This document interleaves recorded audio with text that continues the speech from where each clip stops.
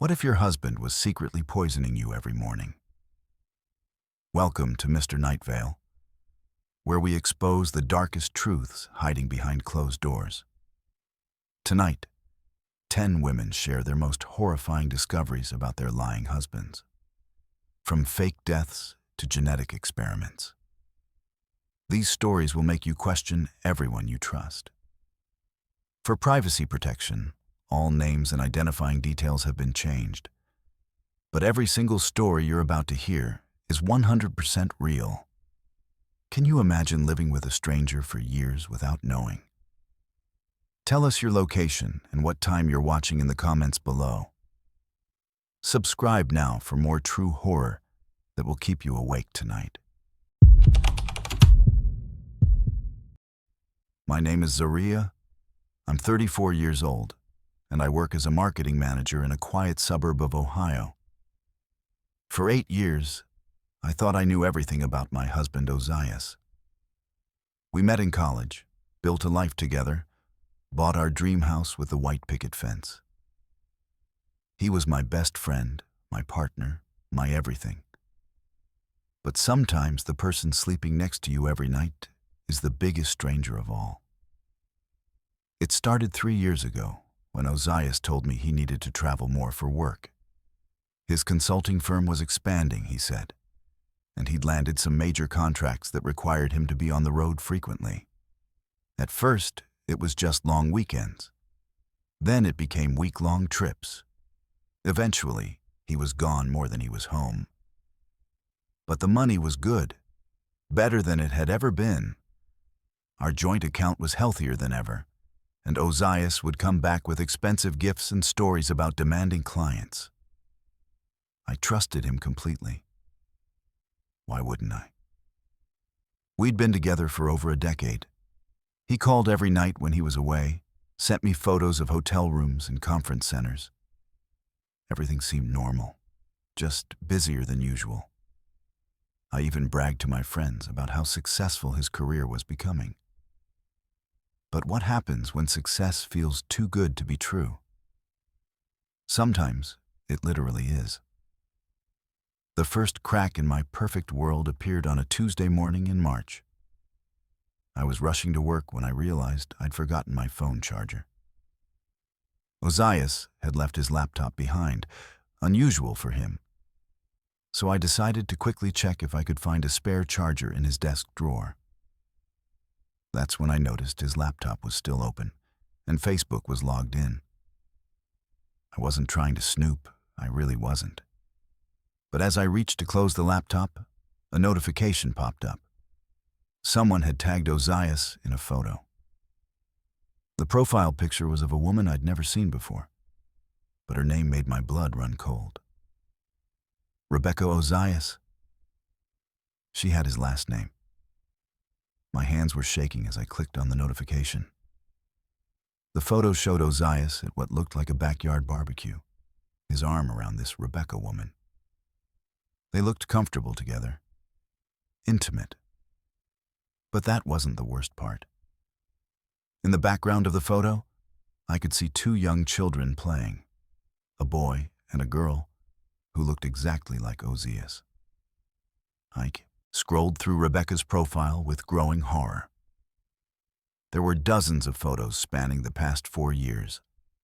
Ozias at birthday parties, Ozias helping with homework, Ozias kissing this woman goodnight, family vacation photos from places he'd never mentioned visiting, school events for children he'd never told me about. Sometimes, the most devastating discoveries hide behind a single click. The captions on the photos told a story I couldn't comprehend. My amazing husband surprised us with a weekend getaway. Ozias is such an incredible father to Emma and Tyler. 5 years married to this wonderful man, and every day feels like a blessing. 5 years married? But Ozias and I had been married for 6 years. The timeline didn't make sense until it suddenly did. And the realization hit me like a physical blow. He'd started this second family while we were married. He hadn't just been cheating. He'd been living an entirely separate life, I called in sick to work and spent the entire day going through his laptop. I found email accounts I didn't know existed, social media profiles under slight variations of his name, a whole digital footprint of a life I wasn't part of. In one email thread, I discovered something that made my stomach drop to the floor. Ozias had taken out multiple life insurance policies over the past 2 years. Large ones. The kind that would set someone up for life if something happened to him. But here's what made it truly terrifying. In several of the email exchanges with Rebecca, he referred to me in past tense.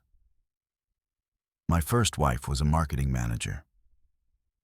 I lost my wife in Ohio a few years back.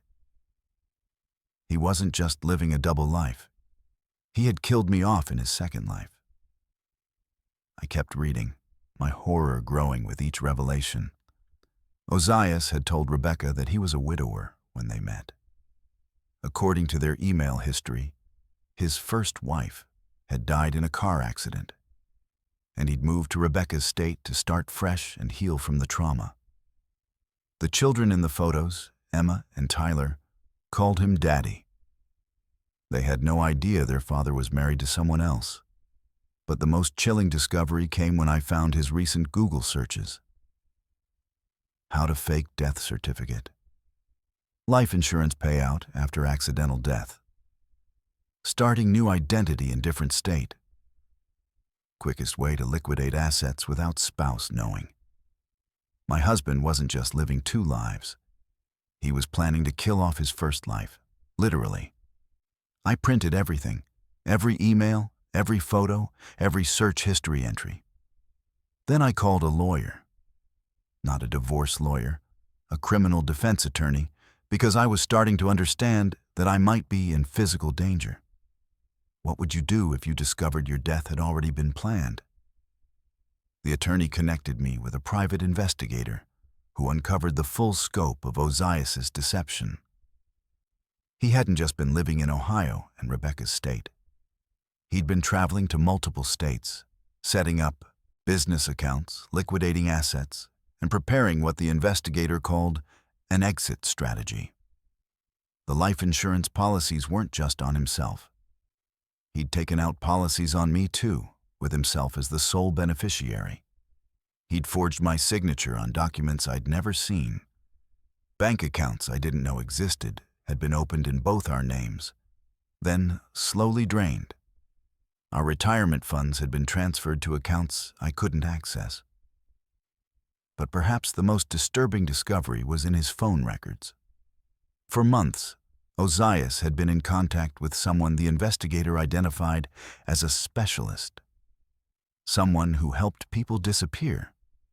The text messages we recovered suggested that Ozias was planning to stage my death in a car accident, collect the insurance money, then disappear to start fresh with Rebecca and the children. I was supposed to die in 3 weeks. The plan was already in motion. Sometimes evil doesn't look like a monster. Sometimes it looks like the person who makes you coffee every morning. The confrontation happened on a Thursday evening when Ozias returned from another business trip. I had decided not to confront him immediately. The attorney advised me to gather more evidence first. But when I saw him walk through our front door, carrying flowers and acting like the loving husband, something inside me snapped. "How was your trip?" I asked casually. "Exhausting," he replied, kissing my forehead. "But productive. We're looking at some major expansions." I waited until he'd showered, and we were sitting down for dinner. Then I placed a printed photo on the table between us.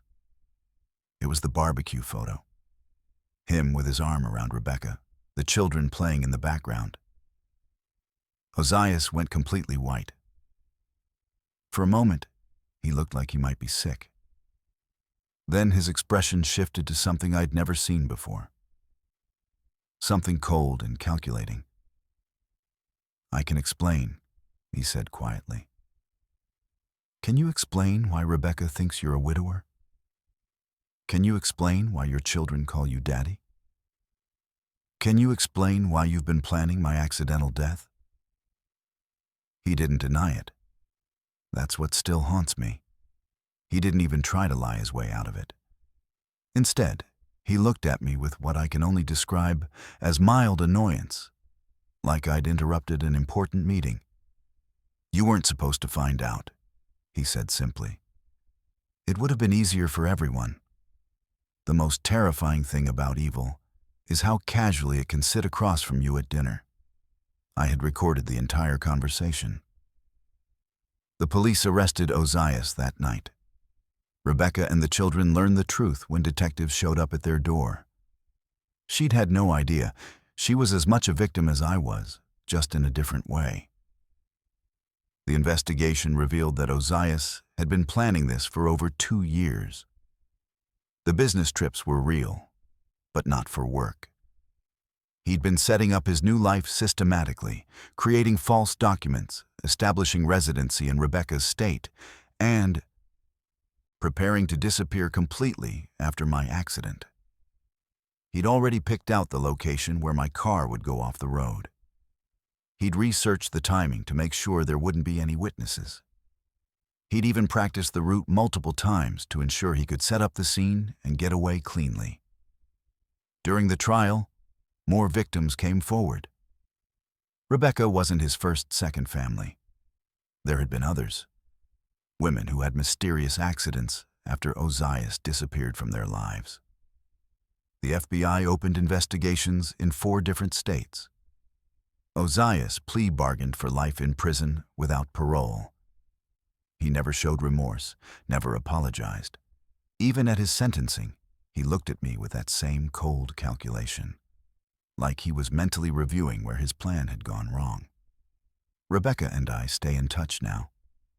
We help each other heal from the betrayal, and we make sure Emma and Tyler get the therapy they need. They're innocent children who lost the only father they'd ever known when they learned he was a lie. I still live in the same house in Ohio, but I've changed everything I can. New locks, security system, different routines. Because even though Ozias is in prison, I learned something that changed me forever.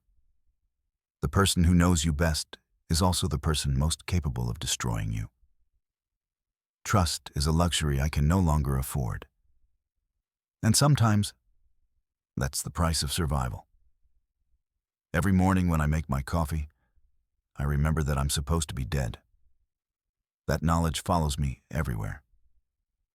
But I'm alive, I'm free, and I'm stronger than the man who tried to erase me from existence. Some days, that has to be enough. My name is Melina. I'm 28 years old, and I work as a pediatric nurse at Portland General Hospital. I've spent my entire adult life protecting children, caring for them when they're at their most vulnerable. I never imagined that the greatest threat to the children in my own neighborhood would be living right beneath my feet, invited there by the man I trusted most in the world. Melvin and I had been married for 3 years when we bought our house in southeast Portland. It was a beautiful 1920s craftsman with original hardwood floors, a wraparound porch, and most importantly, a partially finished basement that Melvin said he wanted to convert into his workshop. He was always handy with tools, always working on some project or another. The basement seemed perfect for his hobbies. Our neighborhood was exactly what we dreamed of. Tree-lined streets, families with young children, the kind of place where kids still played outside until the streetlights came on. From our front porch, I could watch the children next door riding their bikes, playing hopscotch, building snow forts in winter. It made my heart ache in the best way, knowing that someday soon, Melvin and I would have children of our own playing in that same yard. But some dreams become nightmares when you realize who's been watching from the shadows. The first time I heard the footsteps, it was a Tuesday night in October. I was pulling a double shift at the hospital, and when I came home around midnight, exhausted and ready to collapse into bed, I heard what sounded like someone walking around downstairs. Heavy footsteps, deliberate and slow, moving back and forth across what should have been empty concrete. I assumed it was Melvin working late on one of his projects. He often got absorbed in his woodworking and lost track of time. But when I checked our bedroom, he was fast asleep, had been for hours according to the book still open on his chest. The footsteps continued below us, a steady rhythm that made the old house creak in response. "Melvin," I whispered, shaking his shoulder gently. "There's someone in the basement." He mumbled something about the house settling, old foundations, normal sounds that seemed amplified at night. He was so convincing in his sleepy reassurance that I almost believed him. Almost. But nurses are trained to notice details, to catch the things others might miss.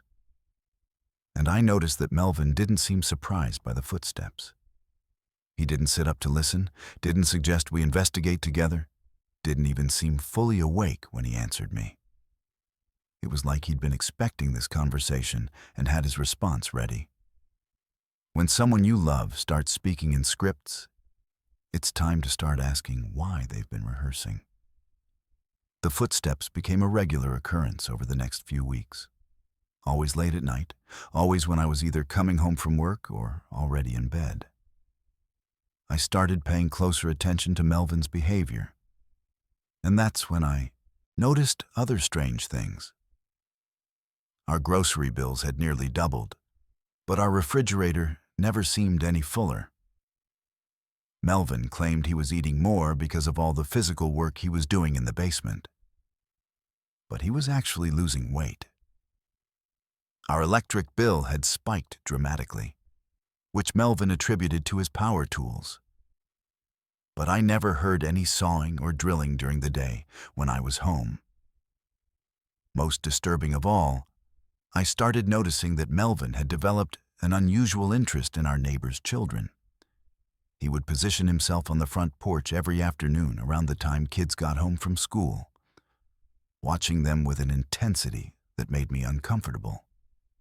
When I asked him about it, he said he was just enjoying the neighborhood energy, that it made him excited about starting our own family. But there was something predatory in his gaze that had never been there before. Something that made my nurse's instincts scream that children were in danger. One evening in November, I decided to investigate. Melvin had gone to what he said was a work meeting, but something about his demeanor suggested otherwise. He'd been nervous all day, checking his phone constantly, looking out the windows like he was expecting someone. I waited until I was certain he was gone, then headed down to the basement with a flashlight. The main basement area looked exactly as it always had. Concrete floors, exposed beams, storage boxes, and Melvin's workbench with a few scattered tools. Nothing that would explain the footsteps or the increased utility bills. But sometimes, the most dangerous secrets are hidden behind the most ordinary walls. That's when I noticed something that chilled me to the bone. Along the far wall, behind some old furniture we'd stored there, the concrete blocks looked different. Newer. The mortar was a slightly different color, and when I looked closer, I could see that several blocks had been removed and replaced. I moved the furniture aside and discovered what I can only describe as a hidden door. Someone had carefully removed a section of the basement wall and created a concealed entrance to what must have been a room beyond. The blocks could be moved aside to reveal a gap just large enough for a person to crawl through. My hands were shaking as I pointed my flashlight into the opening. What I saw on the other side made my blood turn to ice. It was a fully furnished living space, a bed, a small refrigerator, a television, even a bathroom that had been somehow connected to our plumbing system. But that wasn't the worst part. The walls were covered with photographs, hundreds of them. Every single photograph was of children from our neighborhood. There are moments when your entire reality shifts, and you realize the person you married is a stranger capable of unthinkable evil. I crawled through the opening, my nurse's training kicking in as I tried to document what I was seeing while fighting the urge to vomit. The photos weren't just casual shots of kids playing outside. These were surveillance photos. Close-ups taken with telephoto lenses, pictures of children in their own backyards, through their bedroom windows, getting dressed, taking baths. There were detailed notes written on many of the photos. Names, ages, addresses, daily routines, school schedules, and extracurricular activities. Which children walked home alone, which ones had working parents, which ones were most isolated and vulnerable. In one corner of the room, I found a laptop computer. The browser history made me physically sick. This wasn't just voyeurism, this was planning. Shopping lists for items that could be used to drug or restrain someone. Research into sedatives and their effects on children of different ages and weights. But the most horrifying discovery was a calendar on the wall with dates circled in red. The next circled date was only 3 days away, and written next to it was the name Amani, the 7-year-old girl who lived 2 houses down from us. I heard footsteps above me and realized with terror that Melvin had come home. I quickly took photos of everything with my phone, then crawled back through the opening and replaced the furniture just as I heard his key in the front door. When he called down to ask if I was okay, I managed to respond normally, telling him I'd been looking for Christmas decorations. But inside, I was screaming. The man I'd married, the man I'd been planning to have children with, was harboring a predator who was planning to abduct a little girl from our neighborhood. Evil doesn't always announce itself with violence. Sometimes it whispers your name and offers to help with the groceries. That night, I lay awake next to Melvin, staring at the ceiling and trying to process what I'd discovered. Every touch from him made my skin crawl. Every word he spoke sounded like a lie. I kept thinking about all the children I cared for at the hospital, all the broken little bodies I'd seen, all the trauma that resulted from people like the monster living in our basement.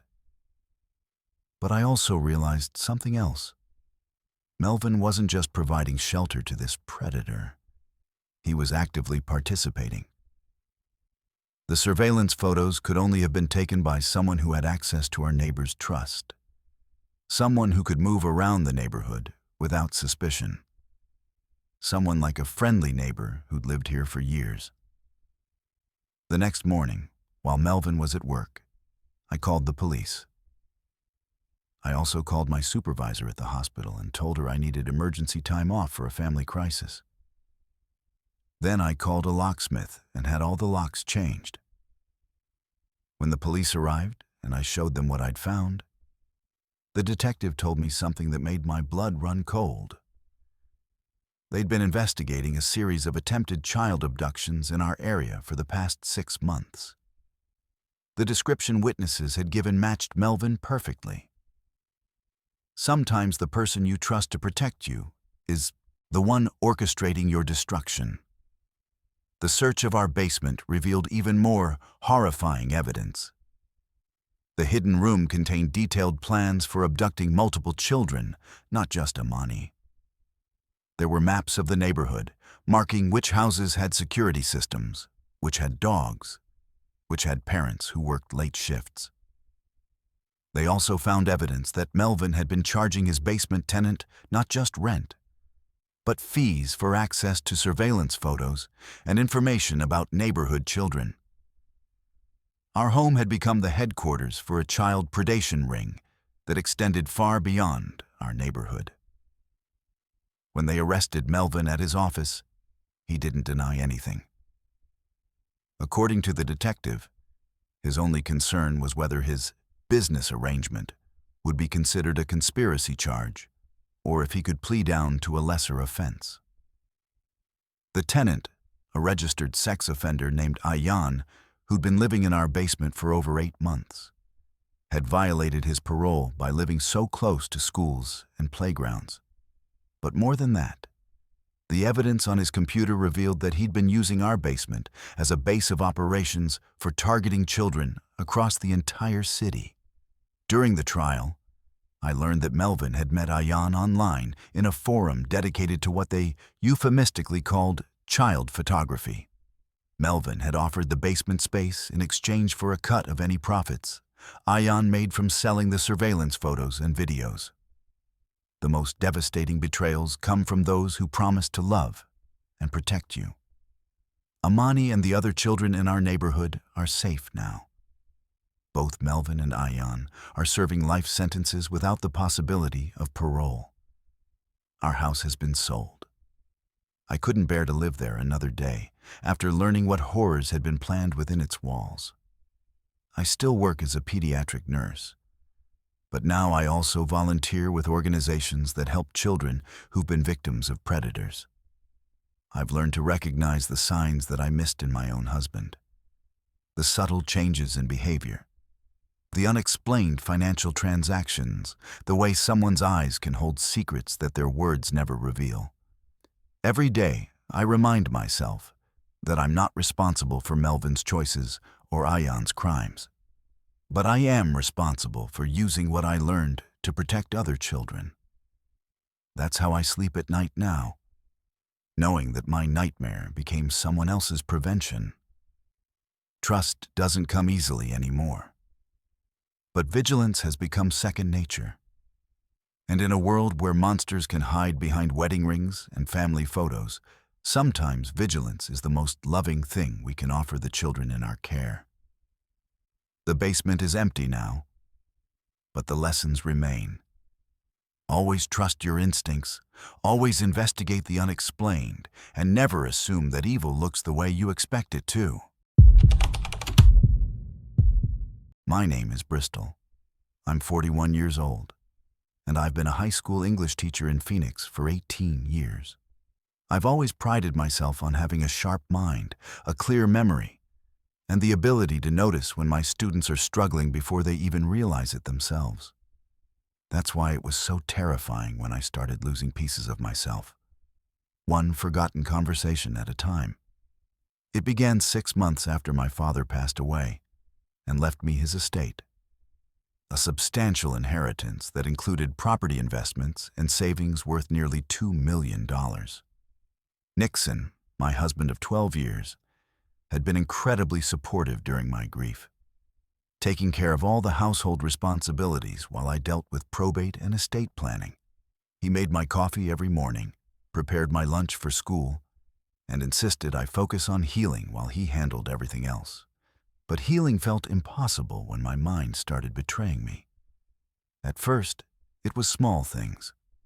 Forgetting where I'd put my car keys, losing track of conversations mid-sentence, showing up to meetings I didn't remember scheduling. My principal noticed before I did, gently suggesting I might want to consider taking some personal time to process my father's death. Grief affects everyone differently, she said with genuine concern. Maybe you need more time than you thought. Sometimes the cruelest poison is administered by the gentlest hands. The memory lapses grew worse over the following weeks. I would find myself in rooms with no recollection of why I'd gone there. I'd start grading papers and discover I'd already graded the same stack the day before. Students began looking at me with confusion when I repeated instructions I'd just given or forgot assignments I'd assigned. Nixon was wonderfully patient with my deteriorating condition. He started writing reminder notes and leaving them around the house. Simple things like, take your vitamins and don't forget to eat breakfast. He suggested I see a doctor, worried that I might be developing early-onset dementia like my grandmother had. The neurologist ran extensive tests that all came back normal. No signs of Alzheimer's, no evidence of cognitive decline beyond what she attributed to stress and grief. She prescribed anti-anxiety medication and suggested I consider therapy to help process my father's death. But the medication didn't help. If anything, my symptoms got worse. I began having episodes where I would lose hours at a time, coming to awareness in strange places with no memory of how I'd gotten there. Once, I woke up in my car in a parking lot 30 miles from home, with no recollection of driving there. When your own mind becomes your enemy, the only thing more terrifying is discovering someone else has been pulling the strings. Nixon documented everything. He kept a detailed journal of my episodes, photographed me during my confused states, and even recorded videos of me acting erratically. He said he wanted to help the doctors understand what was happening. But looking back, I realized he was building a case against my mental competency. The breakthrough came on a Tuesday morning in March. I was running late for school and grabbed my travel mug of coffee from the counter where Nixon had left it, as he did every morning. But as I rushed to my car, I tripped on the front steps and the mug flew from my hands, shattering on the concrete. As I knelt to clean up the mess, I noticed something strange in the spilled coffee. Small, partially dissolved white particles that looked nothing like sugar or cream. My hands were shaking as I carefully collected some of the particles in a tissue, along with some of the spilled coffee. That afternoon, instead of going straight home, I drove to a pharmacy and asked the pharmacist to look at what I'd found. He couldn't identify the substance without proper testing, but he gave me the name of a lab that could analyze unknown substances quickly and discreetly. The most dangerous experiments are the ones conducted without your consent. 3 days later, I got the results that changed everything. The coffee contained a cocktail of prescription medications, haloperidol, an antipsychotic that causes confusion and memory loss, lorazepam, a sedative that impairs cognitive function, and risperidone, another antipsychotic used to treat severe mental illness. None of these medications had been prescribed to me. Someone had been systematically drugging me for months, creating the exact symptoms that would make me appear mentally unstable. That someone was Nixon. I sat in my car in the lab parking lot, staring at the test results and trying to process what this meant. My husband, the man who held my hand during my father's funeral, who brought me coffee every morning with such caring attention, had been slowly poisoning me with psychiatric medications. But why? Sometimes love is just a mask worn by greed, and the longest cons are played by those who sleep beside you. I couldn't go home. Not yet. Instead, I drove to my father's old house, which I still owned but hadn't been able to bring myself to clean out. I needed time to think, to plan, to figure out what Nixon was really after. As I sat in my father's study, surrounded by his books and papers, the pieces began falling into place. The inheritance. Nixon had been pushing me to sign papers related to the estate, documents that would give him power of attorney if I became mentally incapacitated. He'd been so helpful, so insistent that we needed to protect our assets in case something happened to me. I called my father's lawyer from his old landline, explaining the situation and asking him to review all the documents Nixon had been encouraging me to sign. His response made my blood run cold. Bristol, if you'd signed those papers, your husband would have had complete control over your father's estate if you were ever declared mentally incompetent. Given your recent difficulties, he could have had you committed and taken everything. The lawyer agreed to meet me the next morning, and I asked him to bring copies of all the paperwork Nixon had submitted on my behalf. What I discovered during that meeting was the full scope of Nixon's plan. He'd been building a case against my mental stability for months. Medical records documenting my memory loss and erratic behavior. Statements from colleagues about my declining performance at work. Video evidence of me acting confused and disoriented. Financial records showing irresponsible spending during my grief-stricken state. The most perfect crimes are committed by those who know exactly how to destroy you from the inside out. But there was more. Nixon had already been in contact with a private psychiatric facility, inquiring about long-term care for his mentally ill wife. He'd gotten quotes for indefinite commitment and had even toured the facility, according to their records. Most damning of all, I discovered that Nixon had been having an affair with his secretary, Estelle, for over 2 years. They'd been planning to marry as soon as I was out of the picture, not dead, but locked away in a mental institution while Nixon controlled my inheritance. The lawyer helped me contact the police and file charges. But Nixon was smart. He'd covered his tracks well. The drugging would be difficult to prove without catching him in the act, and much of the evidence could be explained away as the concerned actions of a devoted husband trying to help his mentally ill wife. We needed to catch him red-handed.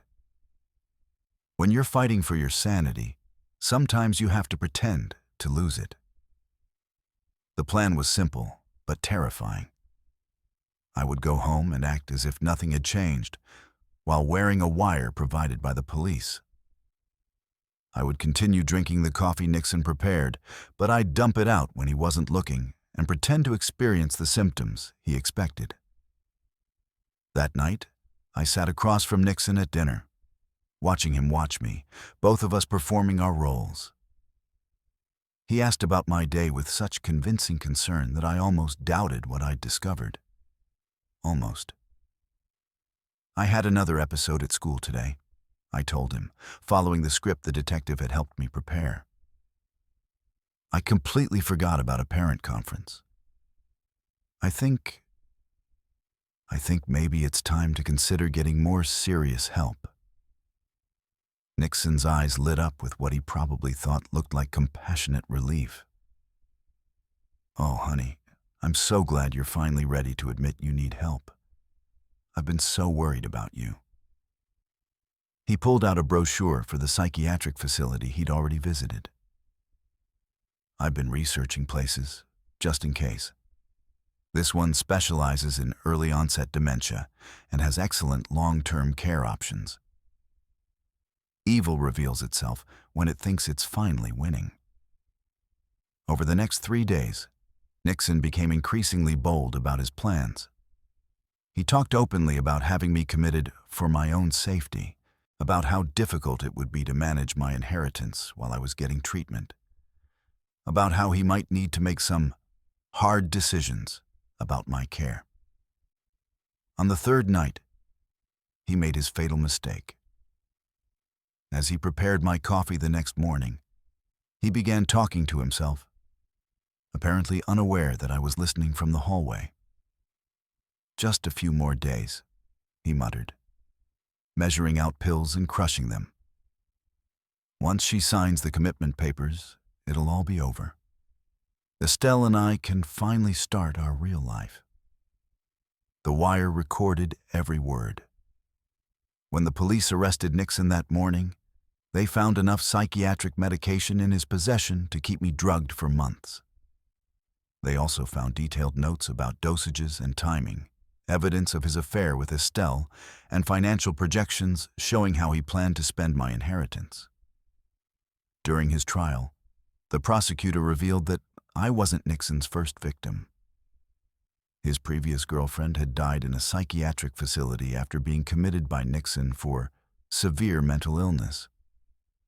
The facility had no record of her actual mental health diagnosis, and the cause of death was listed as suicide. But she'd left everything to Nixon in a will that was signed just days before her commitment.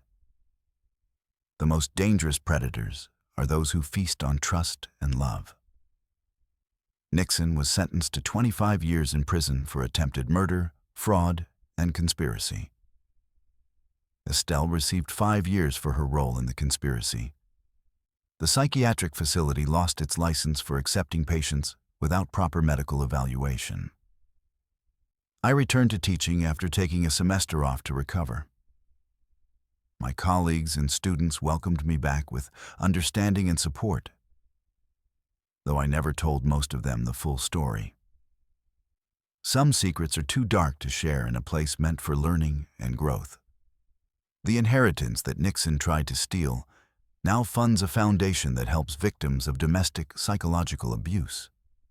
I've learned that what happened to me is more common than people realize. Intimate partners using psychiatric medications to control and manipulate their victims, making them doubt their own minds and memories. Survival isn't just about escaping danger. It's about reclaiming the parts of yourself that someone tried to steal. I still drink coffee every morning, but I make it myself now. I still forget things sometimes, but I know the difference between normal human forgetfulness and chemically induced confusion. Most importantly, I've learned to trust my instincts again, to believe in my own perceptions and memories. The house feels different now, lighter somehow, as if Nixon's presence had been casting shadows I didn't even notice until they were gone. I've redecorated, changed the locks, and installed security cameras. Not because I'm afraid Nixon will return, but because I refuse to live in fear of anyone who might try to steal my mind again. Every morning when I look in the mirror, I remind myself of one crucial truth. My mind is my own. My memories are real, and no one has the right to make me doubt my own reality. In a world where the people closest to us can become our greatest threats, that knowledge isn't just empowering, it's essential for survival. My name is Galilea. I'm 29 years old, and I work as a freelance graphic designer from my home studio in Grand Rapids, Michigan. I met Ruben 3 years ago at a coffee shop downtown, where he was reading a vintage photography book and I was sketching logo concepts for a client. He had this quiet, mysterious quality that drew me in. Soft-spoken, thoughtful, with stories about traveling the country as a freelance photographer. We fell in love quickly. Ruben was everything I thought I wanted in a partner, attentive without being clingy, adventurous but grounded. And he had this fascinating way of seeing beauty in ordinary moments. He'd moved to Michigan from Colorado, he told me, looking for a fresh start after his photography business had failed. No family to speak of, just him and his camera, and a desire to build something new. When we married 18 months later, it felt like the beginning of the life I'd always dreamed of. Ruben supported my design work, even helped me rebrand my business with his keen eye for visual storytelling. We bought a small house with a converted garage that became my studio, and Ruben set up a dark room in the basement for his film photography. But there were always small inconsistencies that I dismissed as quirks or forgetfulness. Sometimes he'd forget stories he'd told me about his past, or contradict himself about places he'd lived or jobs he'd had. When I'd point it out, he'd laugh and say he had a terrible memory for details, that he lived too much in the present to dwell on the past. Sometimes the most dangerous lies are wrapped in charm and delivered with a smile. The call came on a Tuesday afternoon in September while I was working on a logo design for a local bakery. The woman on the other end of the line sounded elderly and desperate, her voice cracking with worry. "Is this Ruben's wife?" she asked. "I got this number from his emergency contacts at work." I was confused. "I'm sorry, but I think you have the wrong number. My husband Ruben doesn't have any family that I know of." There was a long pause, then a strangled sob. "Ma'am, I'm Ruben's mother. He's been missing for 2 years. We filed a police report, hired private investigators, and now I find out he's married. Where is my son? What happened to him?" The room started spinning around me. I gripped the phone tighter, my voice barely a whisper. "I don't understand." Ruben told me he didn't have any family. He said his parents died when he was young. His parents? The woman's voice rose to nearly a shriek. I'm his mother. I raised him. He has a sister, nephews, a whole family that's been worried sick about him. Who are you? What have you done with my Reuben? Identity theft isn't just about credit cards and bank accounts. Sometimes people steal entire lives. I managed to get the woman's name, Irene, and her phone number, promising to call her back once I'd spoken to my husband. But as soon as I hung up, I knew something was fundamentally wrong with everything I thought I knew about my life. I went to Reuben's darkroom in the basement, something I rarely did because he was very particular about his developing process and chemicals. But now I needed to see his photographs, needed to find some evidence of the man I'd married and the life he claimed to have lived. The darkroom was locked, which was unusual. Reuben had never locked it before. Using a credit card, I managed to slip the simple lock and stepped inside. What I found made my blood turn to ice. The walls were covered with photographs, but they weren't landscapes or portraits like Reuben had shown me upstairs. These were surveillance photos, pictures of women taken from a distance, often without their knowledge. Women going about their daily lives, unaware they were being watched and documented. But that wasn't the most terrifying part. In one corner of the room, I found a file cabinet that contained what I can only describe as identity dossiers. Folders full of personal information about different people. Social security numbers, birth certificates, driver's licenses, credit reports. And in the bottom drawer, I found a folder with my name on it. When you discover you're just another target in someone's collection, every memory becomes suspect. The file contained everything about me. Copies of my birth certificate, social security card, tax returns, bank statements, even photographs of me taken before we'd ever met. Pictures of me leaving my apartment, going to client meetings, visiting my parents. He'd been watching me for months before that supposedly chance encounter at the coffee shop. But the most chilling discovery was a handwritten notepaper clipped to my file. Timeline for identity acquisition, 6 to 12 months post-marriage. Established joint accounts, power of attorney, life insurance beneficiary. Previous subjects: Marie, completed. Marina, completed. Mackenzie, completed. My hands were shaking as I opened the other files. Marie, Marina, Mackenzie, 3 other women with complete identity profiles, surveillance photos, and the same timeline notes. Each file was marked completed and contained newspaper clippings about missing persons reports and eventually death certificates. All 3 women had supposedly left their husbands suddenly, abandoning their lives without explanation. All 3 had died within a year of their disappearance. Their bodies found in remote locations, deaths ruled as accidents or suicides. All 3 had left everything to their loving husbands and wills that were signed just before they vanished.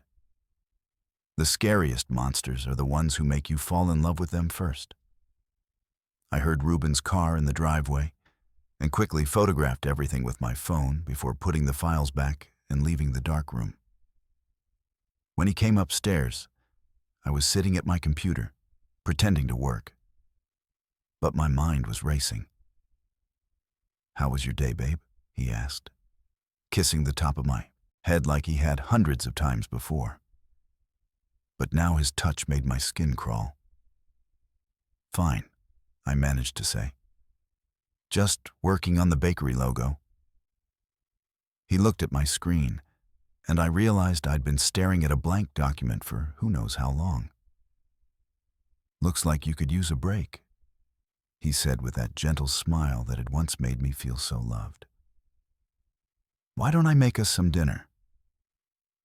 I watched him move around our kitchen with the same easy familiarity he'd always had. But now I was seeing everything differently. The way he knew exactly where everything was, as if he'd practiced this domestic routine before. The careful precision with which he prepared food, like someone following a well-rehearsed script. "Reuben," I said carefully, "tell me again how we met." He paused in his chopping, just for a second. But I caught it. "At the coffee shop, remember? You were sketching. I was reading about photography." "Why? What was the name of the book you were reading?" Another pause. "I don't remember. Some vintage photography collection." But I remembered. He'd said it was a book about Ansel Adams. Now he couldn't even recall the basic details of our supposed meet-cute. When someone's entire personality is a performance, the cracks start showing once you know where to look. That night, I lay awake beside Reuben, listening to him breathe and trying to figure out who he really was. The man sleeping next to me had stolen someone's identity, possibly killed multiple women, and had been systematically planning to murder me and steal my life. But who was he when he wasn't pretending to be Reuben? What was his real name? How many other identities had he stolen and discarded? The next morning, while Reuben was in the shower, I called Irene back. Through her tears, she told me about the real Reuben, her son who'd been a nature photographer, who disappeared while on a camping trip in Colorado 2 years earlier. His car had been found abandoned near a remote hiking trail, but his body was never recovered. "He was supposed to call me every Sunday," she sobbed. When he missed that first call, I knew something was wrong. Reuben never forgot to call his mama. I asked her to send me photos of the real Reuben, and when they arrived in my email an hour later, I felt like I was looking at a ghost. The man in the photos looked similar to my husband. Same height, same build, same general coloring. But the eyes were different. The real Reuben had kind eyes, gentle eyes. The man I'd married had learned to mimic that kindness. But there was something predatory underneath that I'd never recognized until now. Sometimes the truth is so horrifying that your mind refuses to accept it until the evidence becomes undeniable. I spent the day researching while Reuben was out photographing. A story I now knew was a lie. Using the names from the files I'd found, I discovered that Marie, Marina, and Mackenzie had all been married to men who looked remarkably similar to Reuben. Same general appearance, same quiet charm, same mysterious background story about being a photographer with no family ties. The police reports painted a pattern that made me sick. All 3 women had married men who'd swept them off their feet with romantic courtships. All 3 had become increasingly isolated from friends and family as their marriages progressed. All 3 had supposedly left their husbands suddenly, only to turn up dead months later in circumstances that looked like accidents or suicides. But now I knew the truth. There was no Reuben the photographer from Colorado. There was only a killer who stole identities like other people collected stamps, using each stolen life to lure in new victims. The real question was, what was his actual name, and how many people had he killed to perfect his system? Evil isn't born in a moment. It's practiced, refined, and perfected over time. That evening, I confronted him. I couldn't keep pretending everything was normal when I knew I was sleeping next to a murderer who was planning to kill me. "I got an interesting phone call yesterday," I said over dinner, watching his face carefully. "From your mother." He went completely still, his fork halfway to his mouth. For several seconds, neither of us moved or spoke. Then he set down his fork with deliberate calm. "I don't have a mother," he said quietly. "Irene seems to think differently. She's been looking for her son Reuben for 2 years now." His expression shifted then, and for the first time since I'd known him, I saw his real face. Cold, calculating, devoid of the warmth and charm he'd always shown me. This was the face Marie, Marina, and Mackenzie had probably seen in their final moments. You shouldn't have done that, Galilea, he said, his voice completely different now. Flat. Emotionless. That was very foolish. The most terrifying thing about a perfect predator is the moment they stop pretending to be human. Who are you? I whispered. What's your real name? He smiled then, but it wasn't the gentle smile I'd fallen in love with. This smile was sharp and predatory, like a shark that had just caught the scent of blood. Does it matter? Names are just labels. Identities are just costumes. I've been so many people that I barely remember who I was originally. He leaned back in his chair, studying me like I was a particularly interesting specimen. But you can call me Stanley. That was my name before I learned how easy it was to become someone else. What happened to the real Reuben? The same thing that happened to Marie's husband, and Marina's husband, and Mackenzie's husband. They gave me their lives, and I put them to good use. The casual way he talked about murder made my blood run cold. How many people have you killed? I've lost count, he said with a shrug. It started as a necessity. I needed new identities to stay ahead of the law. But then I discovered how profitable it could be. Dead people can't spend their money, but their loving spouses can. When a killer tells you their plans, believe them. Stanley, because I couldn't think of him as Reuben anymore, explained his system with the pride of a craftsman discussing his technique. He would target isolated people with valuable assets and no close family ties. Kill them and assume their identities. Use those identities to meet and marry wealthy women. Murder the wives and inherit their assets. Then disappear and start over with a new identity. You were supposed to last longer, he said almost regretfully. I usually get at least a year out of each identity before I have to move on. But you were too curious for your own good. I realized then that I was probably going to die that night. Stanley had no reason to keep me alive now that I knew the truth. But I had one advantage. I'd been documenting everything. And I'd already sent copies of all the evidence to my sister with instructions to give them to the police if anything happened to me. The confrontation that followed was the most terrifying experience of my life. Stanley tried to make my death look like a suicide, just like the others. But this time, the police were ready for him.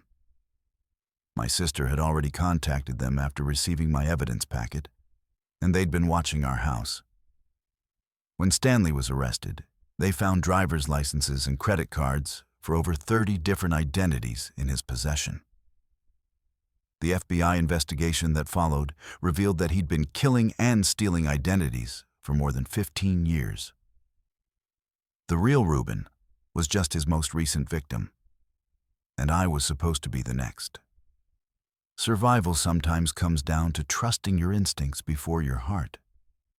Stanley is serving multiple life sentences now, though they'll never be able to prove all of his crimes. Too many victims, too many stolen identities, too many years of perfecting his system. The families of his victims have found some closure, but there are still missing persons cases across the country that might be connected to him. I moved back in with my parents for a while after the trial, unable to trust my own judgment about people. Every stranger seemed potentially dangerous. Every friendly conversation felt like a potential trap. It took months of therapy before I could even consider dating again. But I learned something important from surviving Stanley. The most dangerous predators are the ones who make you feel safe. They study you, learn your weaknesses, and use your own desires for love and connection against you. They're patient, methodical, and utterly without conscience. Now when I meet new people, I pay attention to inconsistencies in their stories, I verify details that seem important. I trust, but verify. And I never ignore my instincts when something feels wrong. The house Ruben and I shared has been sold. I couldn't bear to live there after learning it was just another stage set in his elaborate performance. But I kept my graphic design business, and now I donate a portion of my profits to organizations that help families of missing persons. Identity can be stolen, but survival is earned through vigilance and courage.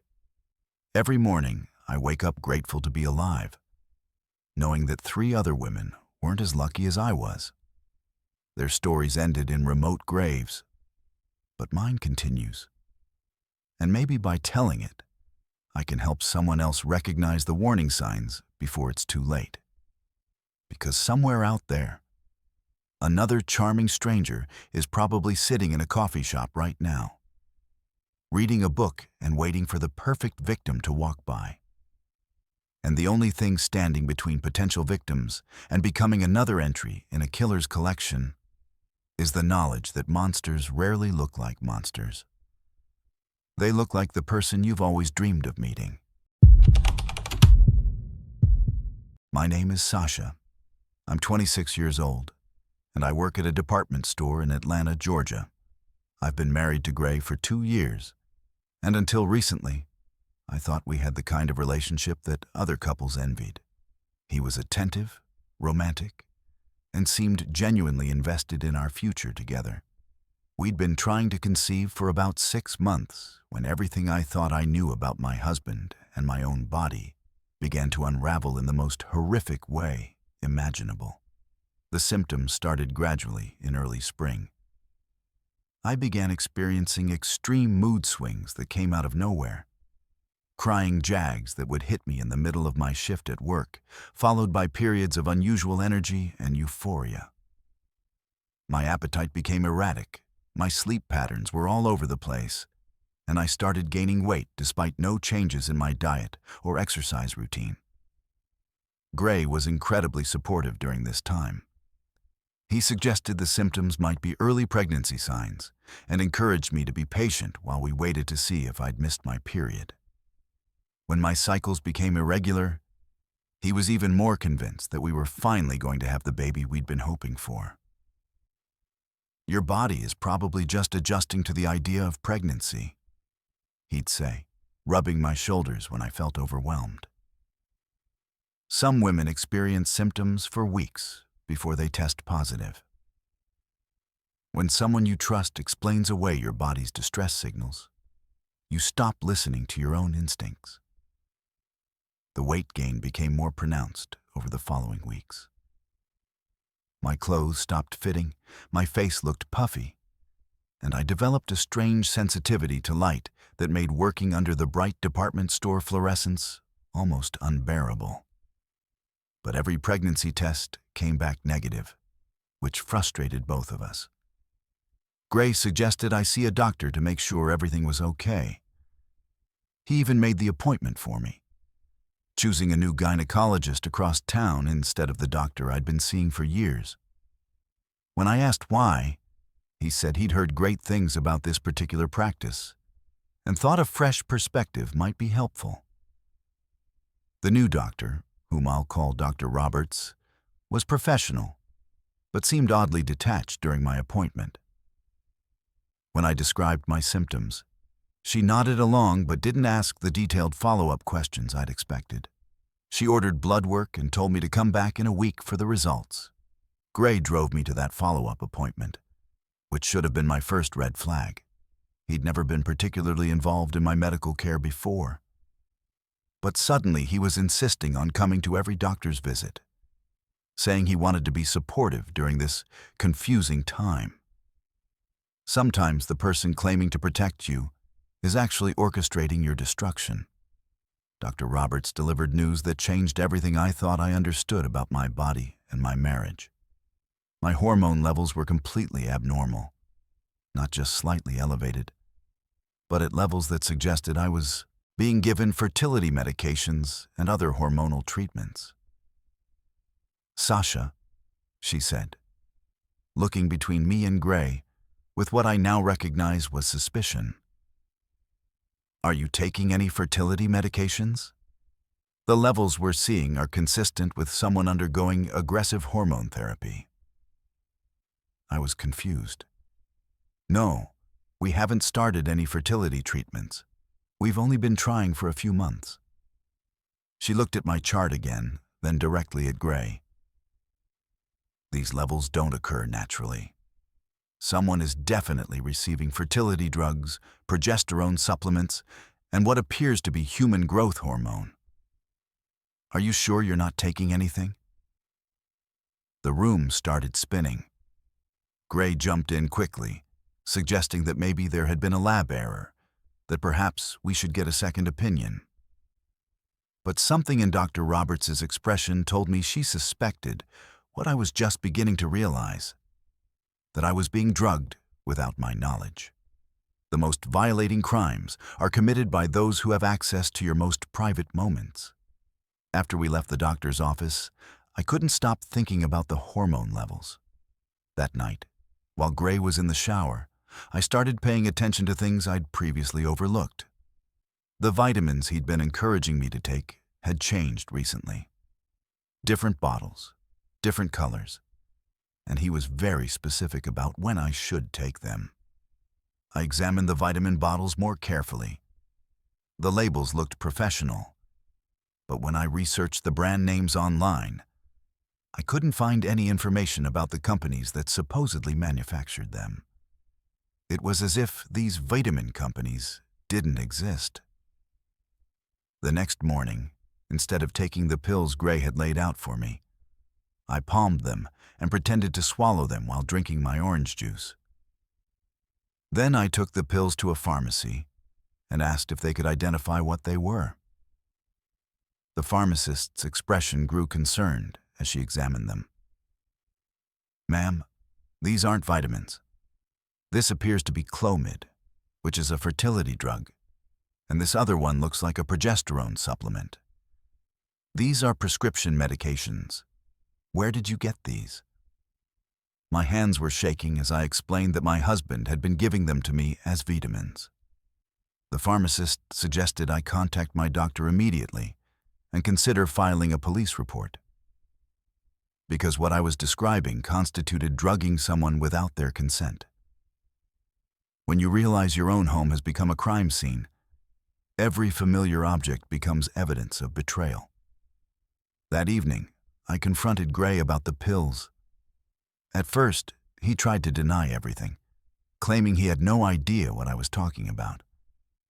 But when I showed him the pharmacy's identification of the medications, his story changed. "I was trying to help us get pregnant," he said, his voice taking on a pleading tone. "I researched fertility treatments online and thought if I could give you a little boost, we'd conceive faster. I didn't want you to worry about the side effects." But his explanation didn't make sense. The doses I'd been receiving were far beyond what any doctor would prescribe, and the combination of drugs was dangerous. Plus, there was something in his expression, a calculating look that appeared whenever he thought I wasn't paying attention. I told him I was going to see my regular doctor to make sure the medications hadn't caused any permanent damage. That's when he became aggressive in a way I'd never seen before. "You're overreacting," he snapped. "I was trying to help our marriage, help us start a family. If you go to your doctor with this story, it'll cause problems we don't need." Fear reveals people's true priorities, and his priority was clearly not my health or safety. The next day, while Gray was at work, I went to see my longtime gynecologist, Paisley. She was horrified by what I told her and immediately ordered comprehensive blood work to assess any potential damage from the unauthorized hormone treatments. But what she found during my physical examination made the situation infinitely worse. There were signs that I'd been filmed during intimate moments. Small marks on the bedroom walls that could have been from hidden cameras. And she noted some physical evidence that suggested I'd been unconscious or heavily sedated during recent sexual encounters. Paisley insisted that I contact the police immediately. She also connected me with a counselor who specialized in cases involving intimate partner abuse and non-consensual medical experimentation. When the police searched our apartment, they found a sophisticated recording setup hidden throughout our bedroom and bathroom. Cameras disguised as everyday objects, recording equipment hidden in the closet, and hundreds of hours of footage showing me in various states of undress and unconsciousness. But the most devastating discovery was on Gray's computer. He had been selling videos of our intimate moments on websites that specialized in what they called fertility fetish content. The hormone treatments weren't just about forcing pregnancy. They were about creating content for buyers who were specifically interested in watching women's bodies change due to fertility drugs. The deepest violation isn't just physical. It's the complete commodification of your most private moments. The investigation revealed that Gray had been planning to expand his operation once I became pregnant. He'd been in contact with buyers who were willing to pay premium prices for pregnancy progression videos, and he'd already invested in additional recording equipment to document every stage of a forced pregnancy. The fertility drugs he'd been giving me were obtained illegally through online pharmacies, and the doses were high enough to potentially cause serious health complications, including blood clots, ovarian hyperstimulation syndrome, and increased risk of certain cancers. During the trial, I learned that I wasn't his first victim. His previous girlfriend had experienced similar symptoms and had even been briefly pregnant, though she'd miscarried early in the first trimester. At the time, she'd attributed her strange symptoms and the miscarriage to stress, never realizing she'd been systematically drugged and filmed. The prosecutor explained that what Gray had been doing constituted multiple felonies: assault, drugging without consent, invasion of privacy, distribution of intimate images without consent, and running an illegal pornography operation. The fact that he'd been medicating me without my knowledge to alter my body for commercial purposes added additional charges. Justice can't undo violation, but it can prevent the same crimes from happening to others. Gray was sentenced to 12 years in prison and required to register as a sex offender. The judge specifically noted the calculating nature of his crimes and the potential for serious medical complications from his unauthorized hormone treatments. The civil lawsuit against him resulted in a substantial settlement, though no amount of money can truly compensate for the violation of having your most intimate moments sold to strangers or for having your body chemically manipulated without your knowledge. The physical recovery took months. My hormone levels gradually returned to normal, but the psychological impact was much more complicated. I had to undergo extensive testing to make sure the unauthorized medications hadn't caused permanent damage to my reproductive system or increased my cancer risk. The emotional recovery has been an ongoing process. Learning that someone you trusted with your body and your future has been systematically violating and exploiting you creates a kind of trauma that touches every aspect of your life. I had to relearn how to trust my own perceptions, how to feel safe in intimate relationships, and how to reclaim ownership of my own body. Healing from betrayal isn't just about moving forward. It's about rebuilding your sense of self from the ground up. I've since moved to a different city and started over with a new job and new routines. The department store where I used to work holds too many memories of the months when I was being drugged and didn't understand why I felt so terrible all the time. I've become an advocate for other women who've experienced similar violations. It's more common than people realize. Partners who secretly medicate their spouses or partners, whether for control, financial gain, or sexual gratification. Many victims never realize what's been done to them because the symptoms can be attributed to stress, diet changes, or other health issues. The support groups I attend have taught me that recovery is possible, even from the most intimate betrayals. Other survivors have shown me that it's possible to trust again, to have healthy relationships, and to reclaim the parts of yourself that someone tried to steal or exploit. I still have days when I feel angry about what was done to me, about the months of my life that were stolen, about the violation of having my most private moments sold to strangers. But I also have days when I feel proud of my strength, grateful for my survival, and hopeful about my future. Survival isn't just about escaping harm. It's about refusing to let someone else's evil define the rest of your story. The fertility drugs Gray gave me didn't result in pregnancy, which I now consider a blessing. The idea that a child could have been conceived through such violation, that pregnancy could have been used as another layer of exploitation, is almost too horrible to contemplate. Instead, I'm taking time to heal, to rebuild, and to help other women recognize the warning signs that I missed. Because the most dangerous predators are often the ones who claim to love us, who have access to our bodies and our trust, and who use that access to exploit us in ways we never imagined possible.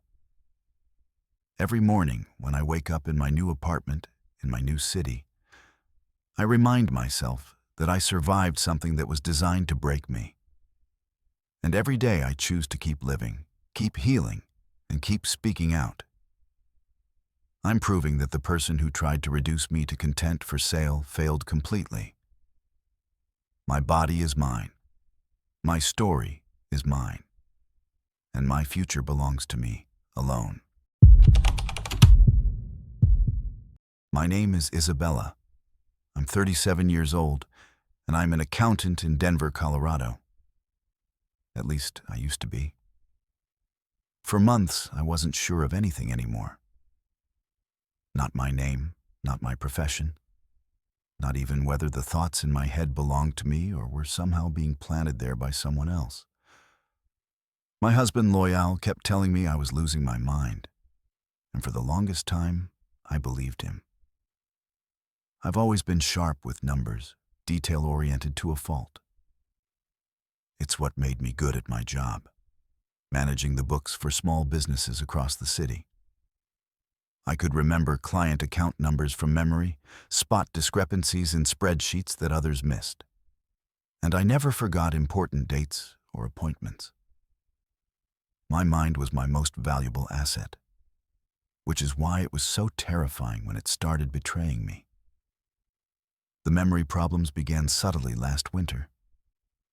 I'd walk into a room and forget why I'd gone there. I'd start conversations and lose track of what I was saying mid-sentence. At first, I attributed it to stress. Work had been particularly demanding, and Loyal and I had been discussing starting a family, which brought its own anxieties. But the episodes grew worse. I'd find grocery lists written in my handwriting that I couldn't remember writing. I'd discover appointments in my calendar that I had no recollection of making. Most disturbing of all, I'd wake up in the morning with no clear memory of how I'd spent the previous evening. Memory is the foundation of identity, and when that foundation starts cracking, everything else begins to crumble. Loyal was incredibly patient during this frightening time. He'd gently remind me of conversations we'd had, show me things I'd apparently done but couldn't remember, and suggest that maybe I should see a doctor about what was happening to my mind. "Honey, you asked me to move the living room furniture yesterday," he'd say when I'd express confusion about why our couch was in a different position. "Don't you remember? You said the feng shui felt off." But I didn't remember. I wouldn't have cared about feng shui. That had never been something that interested me. Yet there would be evidence of my supposed requests. Notes in my handwriting, text messages from my phone, even voice recordings on my phone that sounded like me asking Loyal to make these changes. The doctor visits were inconclusive. Blood tests came back normal, brain scans showed no obvious abnormalities, and cognitive assessments suggested only mild stress-related memory issues. The neurologist recommended counseling and stress reduction techniques, assuring me that early-onset dementia was unlikely given my age and test results. When medical professionals can't explain what's happening to your mind, you start questioning everything you thought you knew about reality. My work performance began to suffer dramatically. I'd find errors in spreadsheets that I was certain I'd double-checked. Client files would be misfiled in ways that made no sense, and I started missing meetings that I was sure I'd never scheduled. My business partners were understanding at first, attributing my mistakes to the stress I'd mentioned, but their patience wore thin as the errors multiplied. The most unsettling incidents happened at home. I'd discover that furniture had been rearranged overnight, but when I'd ask Loyal about it, he'd look concerned and gently explain that I'd moved everything myself just a few hours earlier. He'd show me photos on his phone of me rearranging items, apparently taken to help me remember what I'd done during my confused episodes. Personal belongings would disappear and reappear in strange places. My car keys would be in the freezer, important documents would be filed in random locations, and I'd find myself wearing clothes I didn't remember putting on. Each incident came with Loyal's patient explanations and photographic evidence of my supposed actions. "I'm worried about you," he'd say with genuine seeming concern. "These episodes are getting worse. Maybe we should consider getting you some professional help." He researched memory care facilities and support groups for people with early cognitive decline. He scheduled appointments with specialists and started managing more of our household affairs, explaining that he wanted to reduce my stress levels. Everything he did seemed loving and supportive, which made my deteriorating mental state even more terrifying. The cruelest gaslighting is performed by those who claim to be protecting you from your own failing mind. The breakthrough came when my closest friend Goldie pulled me aside after a lunch where I'd apparently told the same story 3 times without realizing it. "Isabella, I'm really worried about you," she said. "The memory issues, the personality changes, the way you seem so confused about basic things. This isn't like you at all. Have you considered getting a second opinion? Or maybe setting up some way to monitor what's happening during your episodes?" That conversation planted a seed of doubt that grew into suspicion. Goldie was right. The changes in my behavior were dramatic and sudden. While I couldn't trust my own memories anymore, I could trust technology to show me what was really happening during my blackouts. I ordered a small, hidden camera online and set it up in our living room, positioned to capture the area where most of my supposed furniture rearranging episodes occurred. I told no one about the camera, not even Goldie. If I was truly having episodes of confusion and strange behavior, I needed to see the evidence for myself. Sometimes the only way to reclaim your sanity is to become a detective investigating your own life. The first night of recording showed me something that made my blood run cold. I watched myself on the footage, but I wasn't rearranging furniture or acting confused. Instead, I was walking through the house in what appeared to be a drugged state, moving slowly, responding to directions from someone off camera, and performing actions that I clearly had no conscious control over. Loyal's voice could be heard giving me instructions.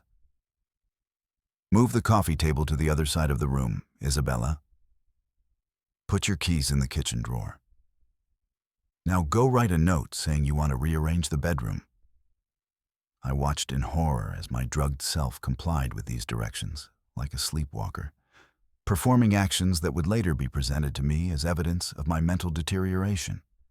The woman on the camera looked like me, but she was clearly under the influence of something that had robbed her of conscious thought and memory formation. But the most chilling part was what happened after I'd completed Loyal's instructions. He would position me in front of the camera and have me smile and wave, creating evidence that I was aware and happy during these episodes. Then he'd help me back to bed, where I would presumably sleep off whatever drug he'd given me and wake with no memory of the night's events. The most sophisticated abuse is designed to make you complicit in your own destruction. The second night's footage revealed even more disturbing details. I watched Loyal carefully measure out pills and mix them into my evening tea. The same tea he'd been encouraging me to drink for months as a way to relax and improve my sleep quality. The medications appeared to be powerful sedatives combined with drugs that would interfere with memory formation. After I'd consumed the drug tea and entered the compliant, sleepwalker state, Loyal would systematically create evidence of my supposed mental decline. He'd have me write notes in my handwriting requesting changes to our living arrangements. He'd use my phone to send myself text messages and create voice recordings that would later confuse me. He'd even stage scenarios where I would appear to be having conversations with him while drugged, conversations he would later reference as proof of my deteriorating mental state. The most heinous part was watching him photograph and video record these staged episodes, building a comprehensive documentation of my supposed dementia that could be used to support claims about my mental incompetency. Over the following week, I continued recording while pretending to drink the tea he prepared each evening.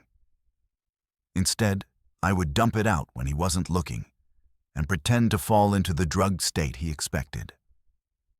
This allowed me to witness his manipulation techniques while maintaining my own clarity and memory. When you discover that your reality has been systematically constructed by someone else, every memory becomes suspect. What I learned during those nights of conscious observation horrified me beyond anything I could have imagined. Loyal had been implementing a long-term plan to have me declared mentally incompetent so he could gain control of my assets and have me committed to a memory care facility. He'd already forged power of attorney documents using my handwriting samples from the drugged episodes. He'd contacted several memory care facilities and described me as a patient with rapidly progressing early-onset dementia who would need long-term residential care. He'd even begun liquidating some of our joint assets, preparing to disappear with the money once I was safely locked away in an institution. The most chilling discovery was a detailed timeline he'd created, mapping out my supposed cognitive decline and projecting when I would be sufficiently deteriorated to justify involuntary commitment.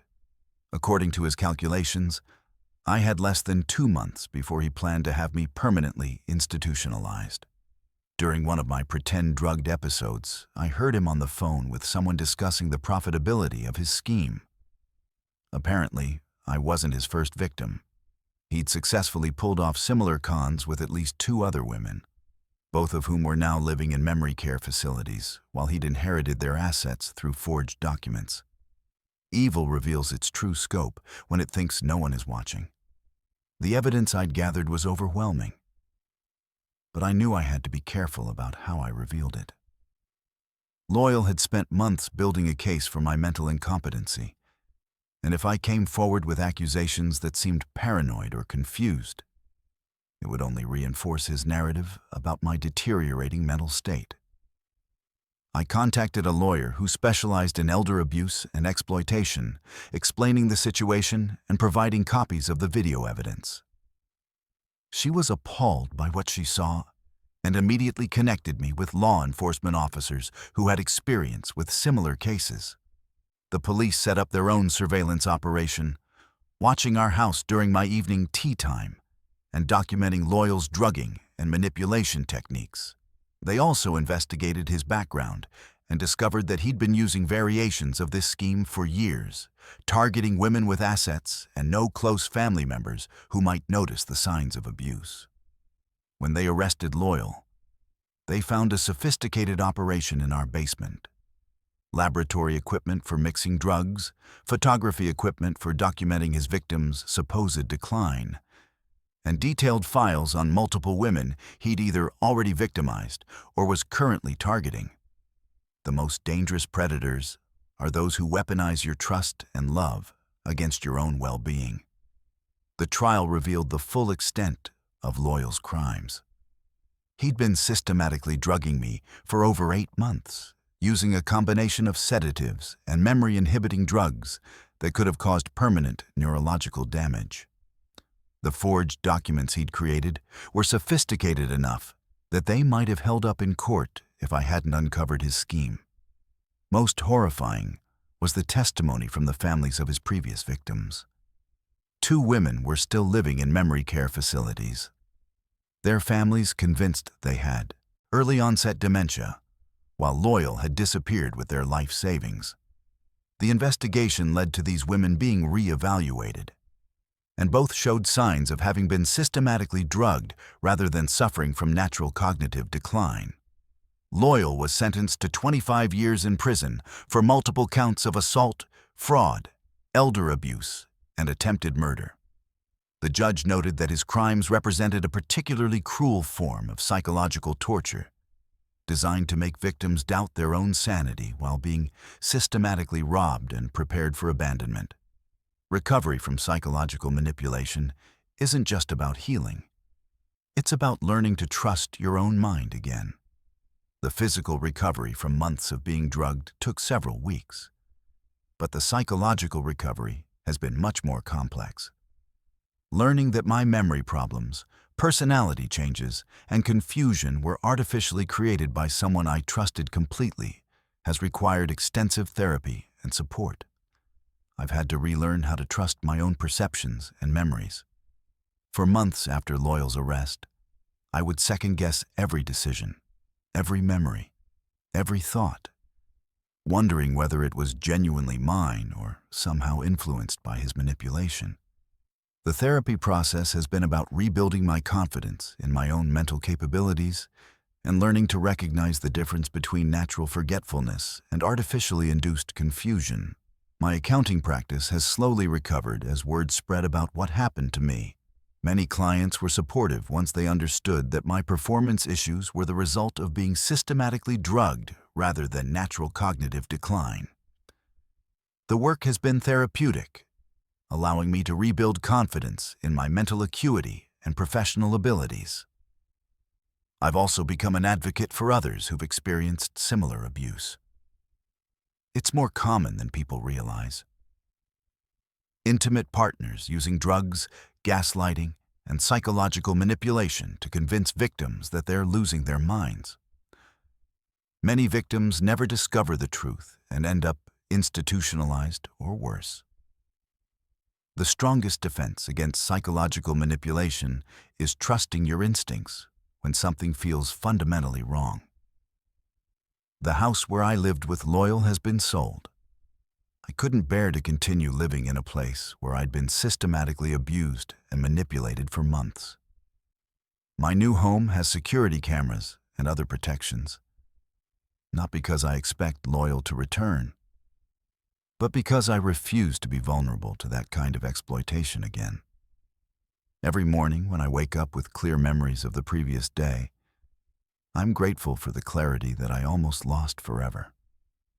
The experience taught me that our minds and memories are more fragile than we want to believe, but also more resilient than our abusers hope. Recovery has meant not just healing from the trauma, but reclaiming ownership of my own thoughts, memories, and perceptions. No one has the right to steal someone's sense of reality, and surviving that theft has made me stronger and more determined to help others recognize when their reality is being manipulated. The memory thief tried to steal my identity, my assets, and my future.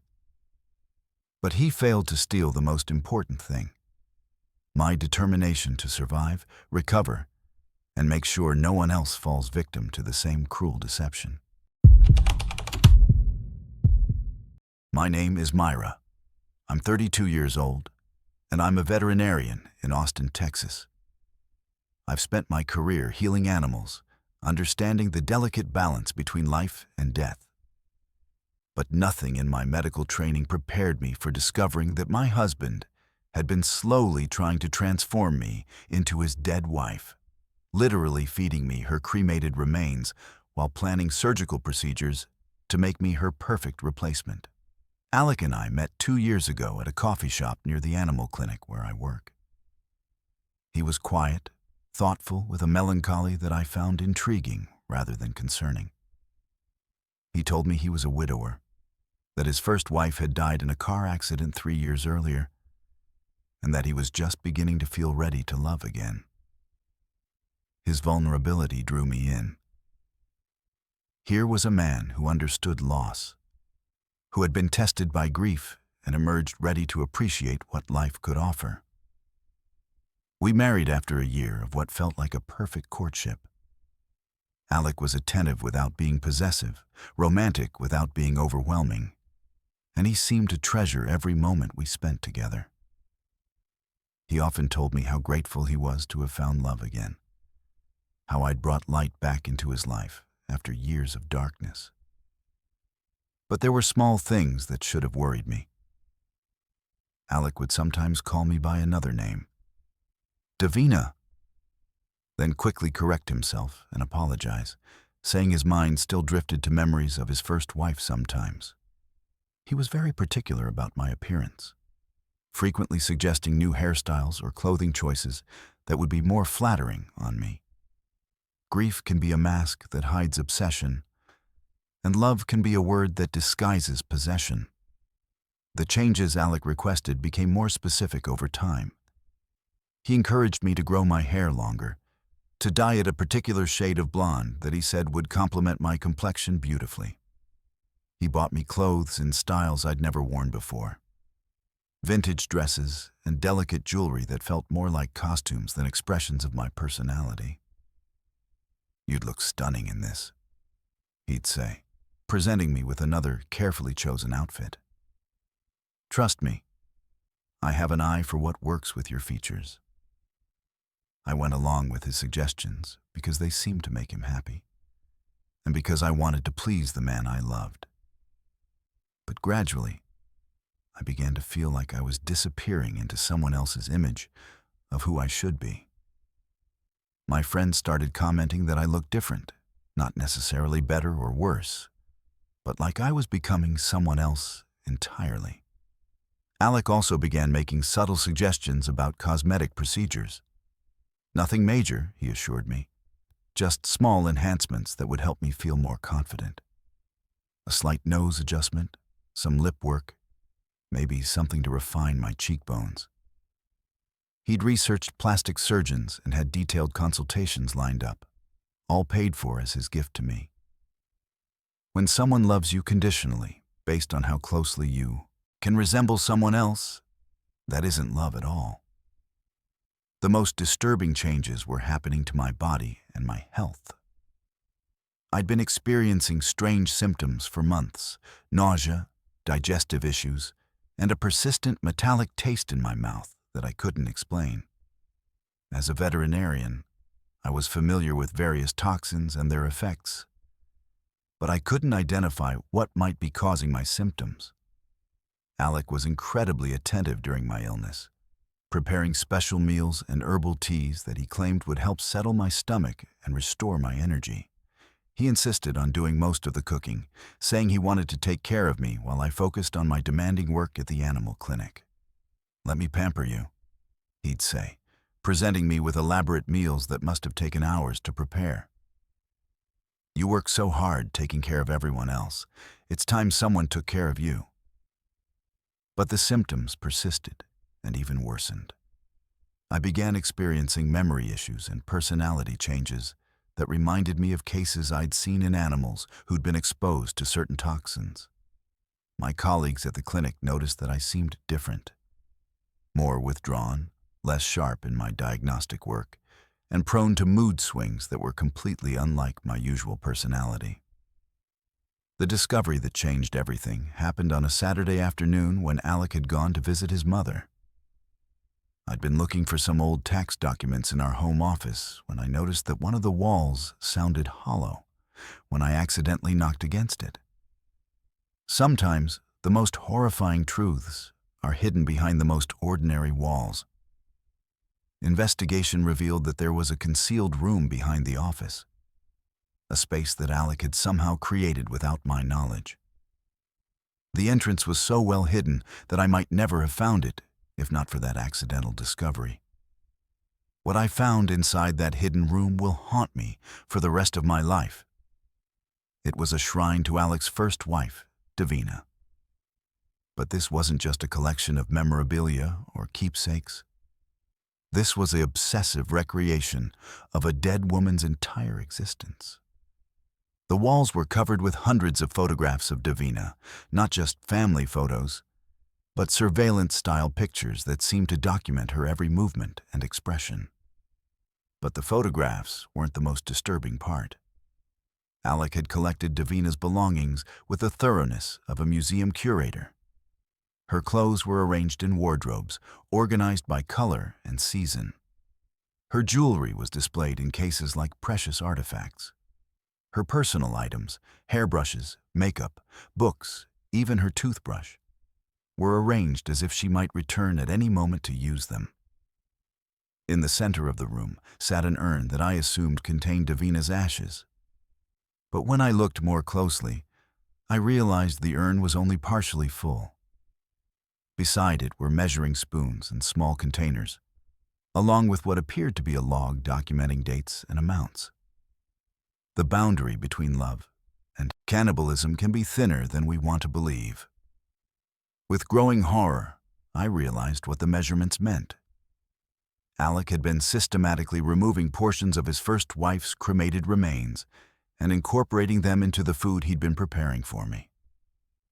The log showed dates going back months, corresponding with when my mysterious illness had begun. But that wasn't the worst discovery. Hidden in a desk drawer, I found detailed plans for plastic surgery procedures, along with before and after photographs showing how various operations could transform my face to more closely resemble Davina's. Alec had consulted with multiple surgeons, creating a comprehensive roadmap for recreating his dead wife's appearance using my face as the canvas.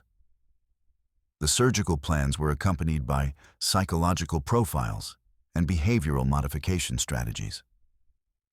Alec had been studying Davina's mannerisms, speech patterns, and personality traits, developing techniques for training me to replicate them. What I'd interpreted as his suggestions for my improvement had actually been systematic attempts to erase my identity and replace it with that of a dead woman.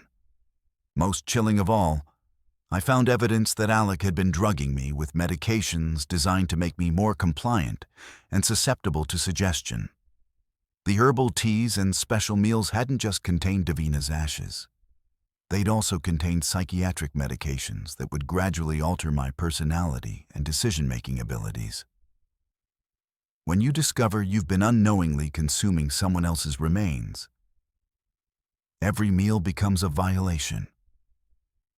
The sound of Alec's car in the driveway sent me into panic mode. I quickly photographed everything I could with my phone, then sealed the room and returned to the main house, trying to act normal while processing the magnitude of what I'd discovered. That evening, as Alec prepared another of his special meals for me, I watched him with new eyes. The careful way he seasoned the food, the insistence that I eat everything he prepared, the satisfied expression on his face as he watched me consume what I now knew contained his first wife's cremated remains. It all made horrible sense. "How does it taste tonight?" he asked, the question taking on sinister new meaning. "Different," I managed to say. "There's something I can't quite identify." His smile was deeply unsettling. "That's just love," he said. "Love changes the flavor of everything. The most twisted forms of love involve consuming the object of affection, literally and figuratively. I pretended to eat while actually disposing of the food whenever Alec wasn't looking. That night, I lay awake beside him, wondering how long he'd been planning this transformation, how far he was willing to go to recreate his dead wife, and what would happen to me, the real me, once his project was complete. The next morning, while Alec was at work, I called the police. The investigation that followed revealed the full scope of his obsession with recreating Davina. The hidden room was just one part of an elaborate plan that included not only the physical transformation through surgery and chemical manipulation, but also a detailed timeline for my psychological reconditioning. Alec had been documenting my gradual transformation with photographs and videos, creating a record of how successfully he was turning me into Davina. He'd even been practicing conversations with me as if I were her, correcting me when my responses didn't match his memories of how she would have reacted. The forensic analysis of the food I'd been consuming confirmed the presence of human remains. Alec had been feeding me his first wife's ashes for over 6 months. The medications he'd been giving me included powerful psychoactive drugs that could have caused permanent neurological damage if the exposure had continued. Necrophilia takes many forms, and the most disturbing involve the living. During Alec's trial, the prosecution revealed that Davina hadn't died in a car accident, as he'd told everyone. She'd been found dead in their home under suspicious circumstances. But Alec's grief had seemed so genuine that he'd never been seriously investigated as a suspect. The exhumation of her body revealed evidence suggesting she'd been poisoned with the same types of medications Alec had been giving me. The pattern was clear. Alec had killed his first wife, then spent years planning to recreate her using me as raw material. If I hadn't discovered his shrine, I would have eventually undergone the surgeries he'd planned, been completely transformed into his image of Davina, and then likely killed once his fantasy was complete, just as the original Davina had been. Alec was sentenced to life in prison without parole for Davina's murder and multiple charges related to his abuse of me. The judge noted that the case represented one of the most disturbing examples of psychological abuse and identity manipulation he'd ever encountered. Recovery from having your identity systematically erased requires rebuilding yourself from scratch. The physical recovery from months of being poisoned with cremated remains and psychiatric medications took extensive medical treatment. The psychological recovery has been even more complex, involving intensive therapy to help me rediscover who I am beneath the persona Alec had been constructing. I've had to relearn my own preferences, rediscover my authentic personality, and rebuild my sense of self that had been gradually eroded by Alec's manipulation. Simple decisions like what to wear or how to style my hair became opportunities to reclaim my autonomy and express my genuine identity rather than Alec's vision of his dead wife. The veterinary practice where I work has been incredibly supportive, allowing me the time and flexibility needed for my recovery. Working with animals again has been therapeutic. They respond to authenticity and can't be fooled by artificial personas, making them ideal companions for someone relearning how to be genuine. I've also become involved with support groups for people who've survived extreme psychological abuse and identity manipulation. My case was unusual in its specific details, but the underlying pattern of systematic identity erasure is more common than people realize. The strongest act of rebellion against someone who tried to erase you is to become more authentically yourself than ever before. The house where Alec and I lived has been sold. I couldn't bear to continue living in a place where I'd unknowingly been consuming human remains and slowly losing myself. My new home reflects my authentic tastes rather than Alec's vision of his dead wife. And every choice I make is a conscious assertion of my own identity.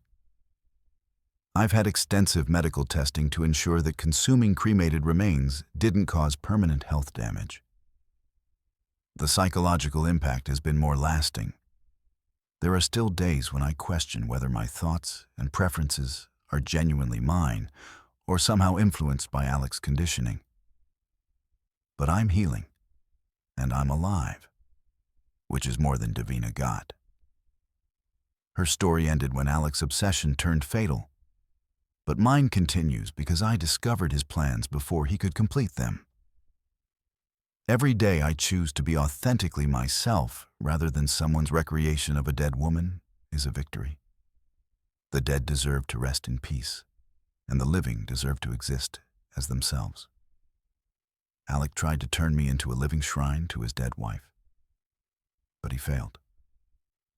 I remain myself, changed by the experience, but not destroyed by it. And perhaps most importantly, Davina finally got the justice she deserved when her real cause of death was discovered, and her killer was held accountable. The boundary between honoring the dead and consuming them should never be crossed. Love doesn't require the destruction of one person to recreate another. And the most sacred thing any of us possess, our individual identity, should never be sacrificed to feed someone else's twisted fantasies. My name is Flora. I'm 30 years old, and I work as a social worker in Tampa, Florida.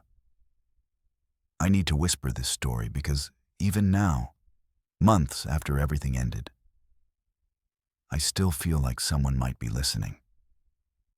For 2 years, I lived with a man who was systematically orchestrating accidents to injure me, collecting insurance payouts each time, and planning my eventual death to cash in on the largest policy of all.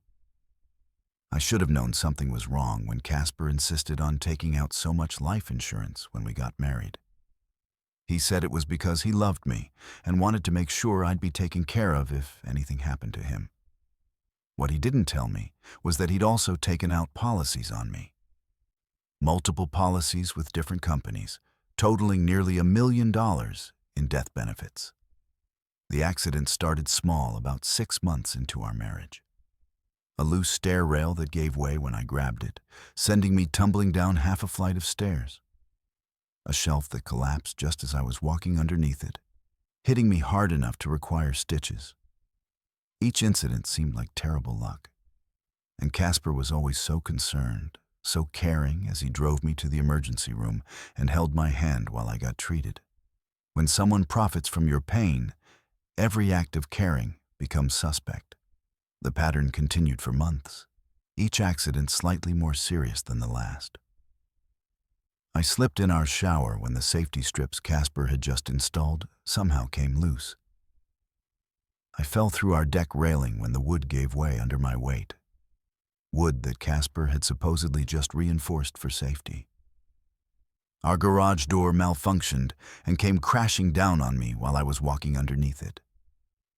Each time, Casper was quick to file insurance claims for my medical expenses and pain and suffering. He handled all the paperwork, saying he wanted to spare me the stress of dealing with insurance companies while I was recovering. The checks that arrived were always larger than I expected, and Casper would deposit them into accounts that he managed. "We're building a nice emergency fund from these settlements," he'd tell me. "At least some good is coming from your terrible luck." But it wasn't luck. As a social worker, I'd seen enough suspicious injuries to recognize patterns, and the pattern of my accidents was becoming impossible to ignore. Each incident happened when I was alone, when no one could witness exactly what had caused the failure of whatever safety feature should have protected me. Hypervigilance becomes a survival skill when your own home is designed to hurt you. I started paying closer attention to my surroundings, checking things before I used them, taking photos of areas where I'd been injured to see if I could spot evidence of tampering. What I found terrified me. Fresh tool marks on the stair rail that had given way, holes drilled in the deck railing where screws should have held it secure, evidence that our garage door sensors had been deliberately disabled. Someone was sabotaging our home to create accidents that would injure me. Someone who had access to our house, who knew my routines well enough to predict when and where I'd encounter these traps. Someone who stood to benefit financially from my injuries.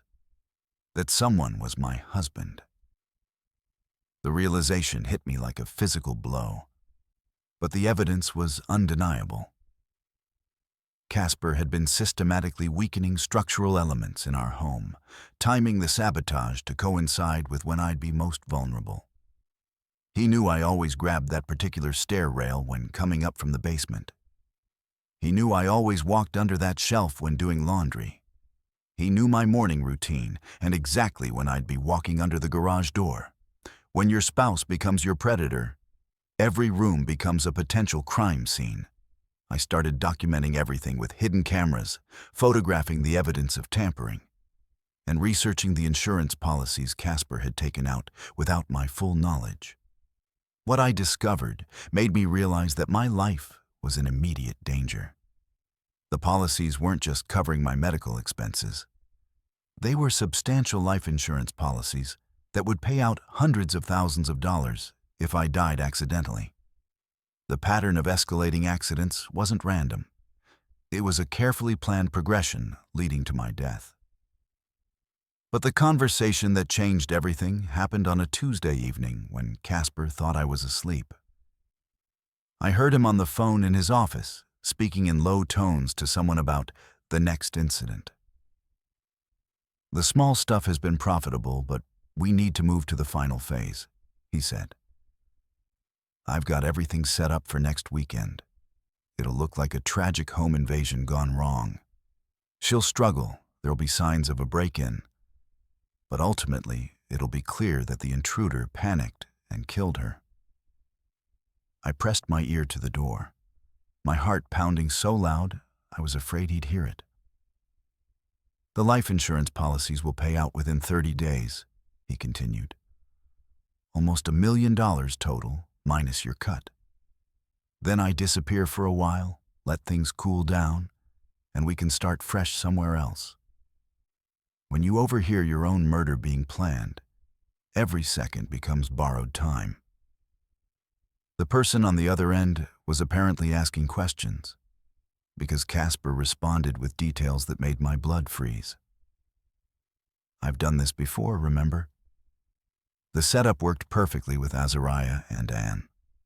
Both deaths looked completely accidental, and I collected without any problems. This is just the natural evolution of the process. Azariah and Anne.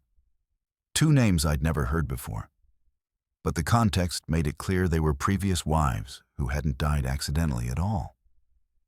They'd been murdered for insurance money, just like I was supposed to be.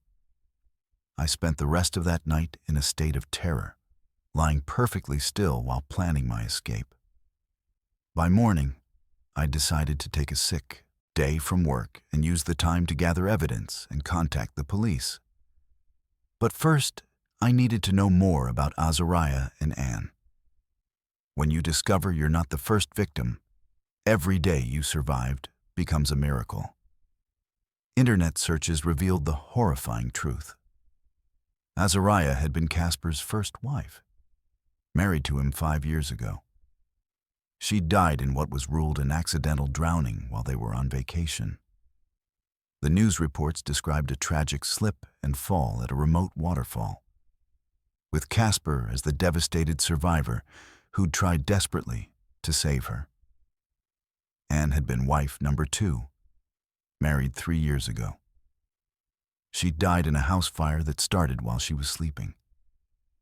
Casper had been out of town on business. He had a solid alibi, but the fire was ruled accidental due to faulty wiring. He'd collected substantial life insurance payouts from both deaths. The pattern was clear. Casper was a serial killer who specialized in murdering his wives for insurance money.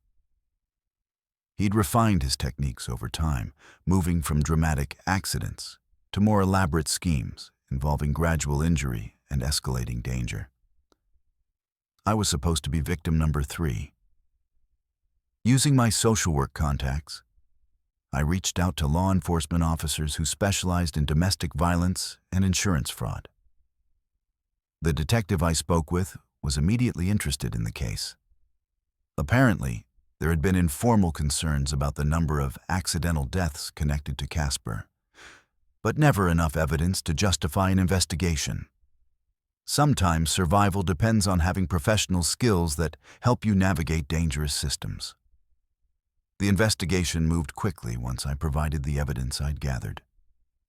Police set up surveillance of our home and recorded Casper preparing what was supposed to be my final accident, a gas leak that would cause an explosion while I was asleep. They also discovered that Casper wasn't working alone. His accomplice was a man who helped stage the murder scenes and provided alibis when needed. This partner had been involved in all 3 cases, helping to create the elaborate deceptions that made the murders look accidental. When they arrested Casper, they found detailed plans for my death, including timing, staging, and even the grief-stricken statements he planned to give to the media after my tragic accident. They also found evidence connecting him to Azariah's and Anne's deaths. Photos, planning documents, and communications with his accomplice that revealed the true nature of their supposedly accidental deaths. The most chilling discovery was a notebook where Casper had recorded details about all 3 of us: our routines, our vulnerabilities, our financial worth, and the optimal strategies for killing us while maintaining plausible deniability. Evil keeps meticulous records, and those records become the evidence that destroys it. During the trial, the prosecution revealed the full scope of Casper's insurance fraud operation. Over the course of 7 years, he'd collected nearly $2 million from policies on his dead wives, plus hundreds of thousands more from the smaller injury claims he'd filed on my behalf. The testimony from Azariah's and Anne's families was heartbreaking. They'd mourned these women as victims of tragic accidents, never suspecting that their deaths had been carefully planned murders. Learning the truth brought them closure, but also reopened wounds that had never properly healed. Casper and his accomplice were both sentenced to life in prison without parole. The judge noted that their crimes represented a particularly calculated form of evil, involving the systematic betrayal and murder of women who had trusted them with their lives. Justice can't bring back the dead, but it can prevent future victims from joining them. The psychological recovery from learning that someone you loved was planning to kill you is unlike any other trauma. Every moment of apparent care and concern had been a performance designed to keep me compliant while he orchestrated my destruction. Every kiss, every "I love you," every moment of intimacy had been part of an elaborate con designed to end with my death. I've moved to a different state and changed my name. Not because I fear Casper will escape prison, but because I need to exist in a space where I'm not defined by having been marked for death. The hypervigilance that kept me alive during those final weeks has been difficult to overcome. I still check door locks multiple times, still examine my surroundings for potential dangers, still feel my heart race when I hear unexpected noises. But I'm alive when I was supposed to be dead, and Azariah and Anne finally have justice. The insurance companies have implemented new protocols for investigating claims involving multiple accidents or deaths connected to the same person, making it harder for future predators to exploit the system. Survival guilt is real, but so is survivor responsibility. I've returned to social work, but now I specialize in helping women recognize the signs of intimate partner violence and financial abuse. My experience gives me insights that help me identify cases where someone might be in danger from their own spouse or partner. The work is difficult because I see potential threats everywhere.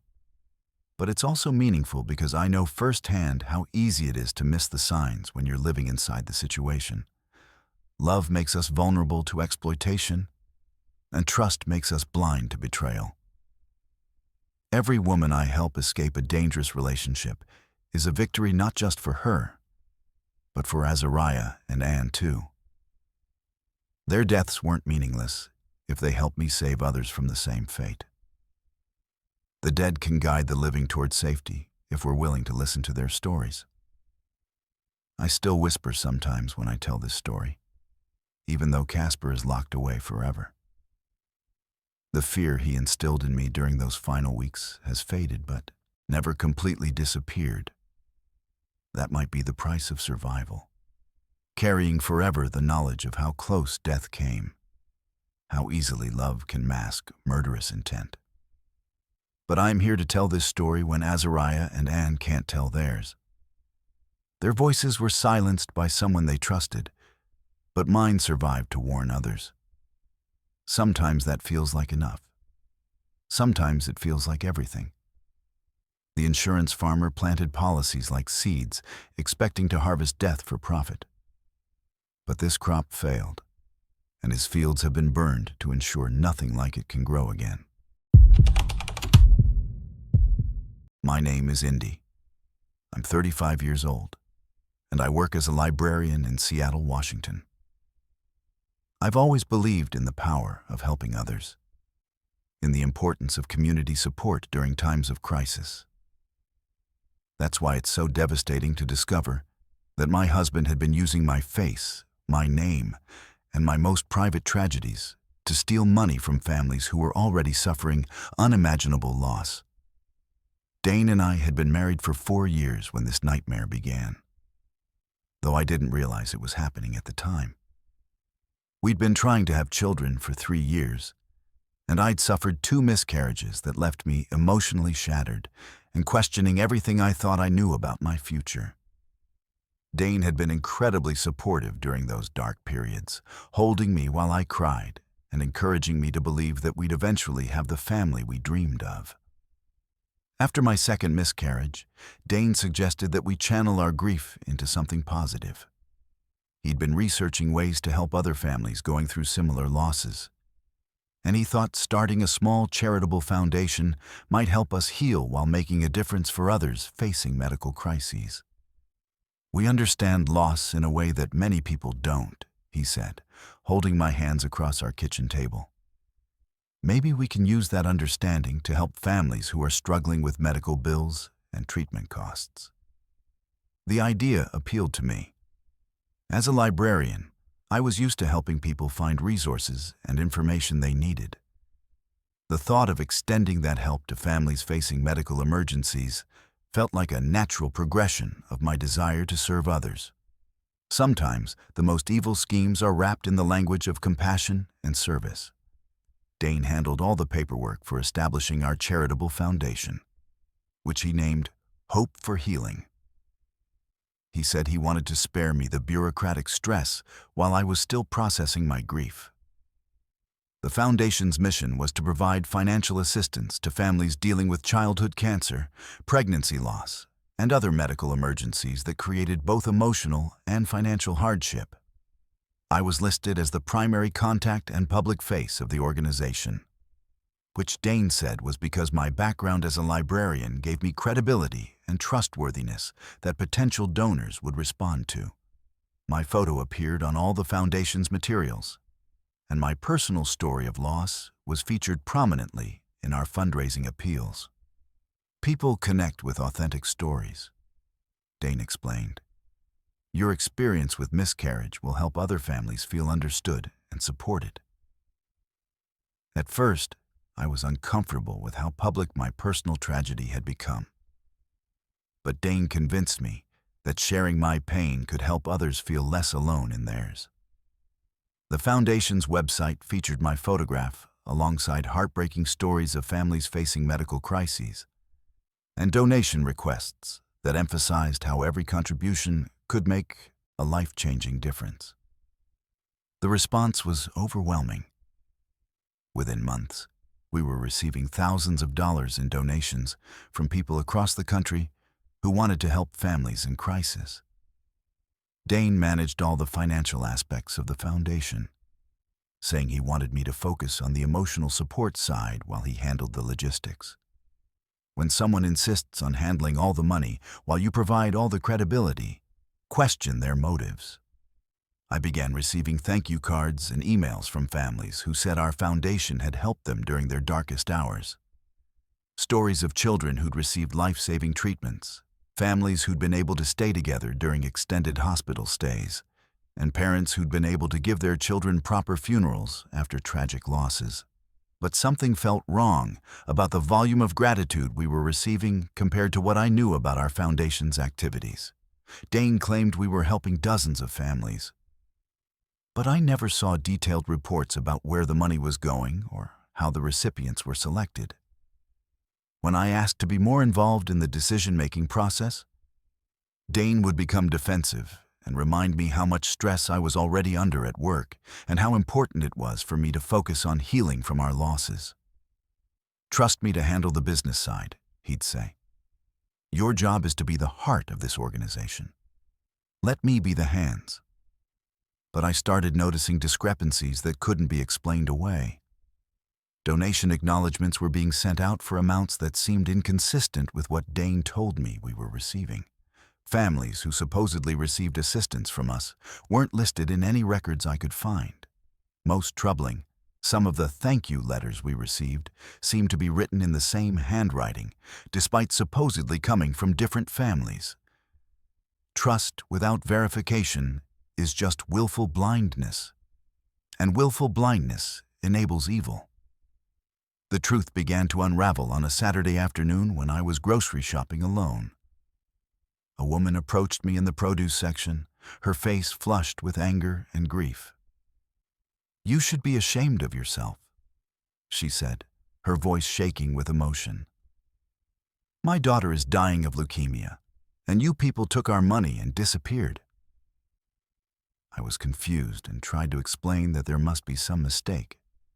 But she pulled out her phone and showed me screenshots of our foundation's website, including my photograph and bio.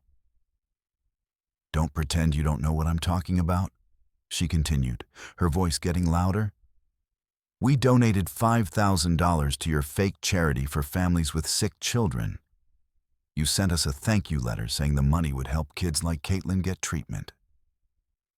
But when we tried to follow up, your organization had vanished. No response to emails, disconnected phone number, website gone." Other shoppers were starting to stare, and I felt my face burning with shame and confusion. I tried explain that our foundation was legitimate, that we'd helped dozens of families. But even as I said the words, I realized I had no proof of any actual assistance we'd provided. "My daughter might die because we gave you money instead of using it for her treatment," the woman said, tears streaming down her face. "How do you sleep at night knowing you steal from dying children?"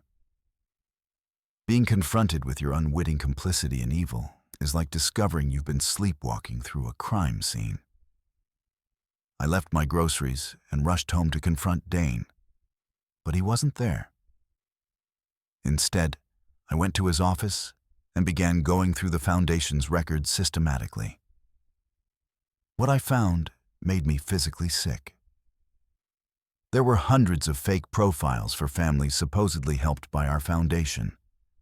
Children with cancer who didn't exist, families facing medical crises that had been invented, tragic stories designed to maximize emotional impact and donation potential. Many of the photos used in these fake profiles appeared to be stock images or pictures stolen from social media accounts. Most horrifying of all, I found that Dane had been using photos from my miscarriages. Ultrasound images, hospital bracelets, even pictures of me grieving, to create fake campaigns for other families who had supposedly lost pregnancies. My most private moments of loss had been commodified and used to manipulate donors into giving money that Dane was keeping for himself. The financial records showed that our foundation had collected over $200,000 in donations over the past 18 months. None of that money had gone to help any families. It had all been deposited into accounts that Dane controlled. then transferred to personal accounts or used for his own expenses. The cruelest betrayals involve weaponizing your deepest pain against innocent people. When Dane came home that evening, I confronted him with everything I'd discovered. At first, he tried to deny it, then minimize it, then finally justify it. "We needed the money," he said, as if that explained stealing from families with dying children. "You think your salary at the library is enough to support the lifestyle we want? This was just a way to supplement our income." "But these are families with sick children," I said, my voice breaking. "People who are already suffering, who trusted us to help them."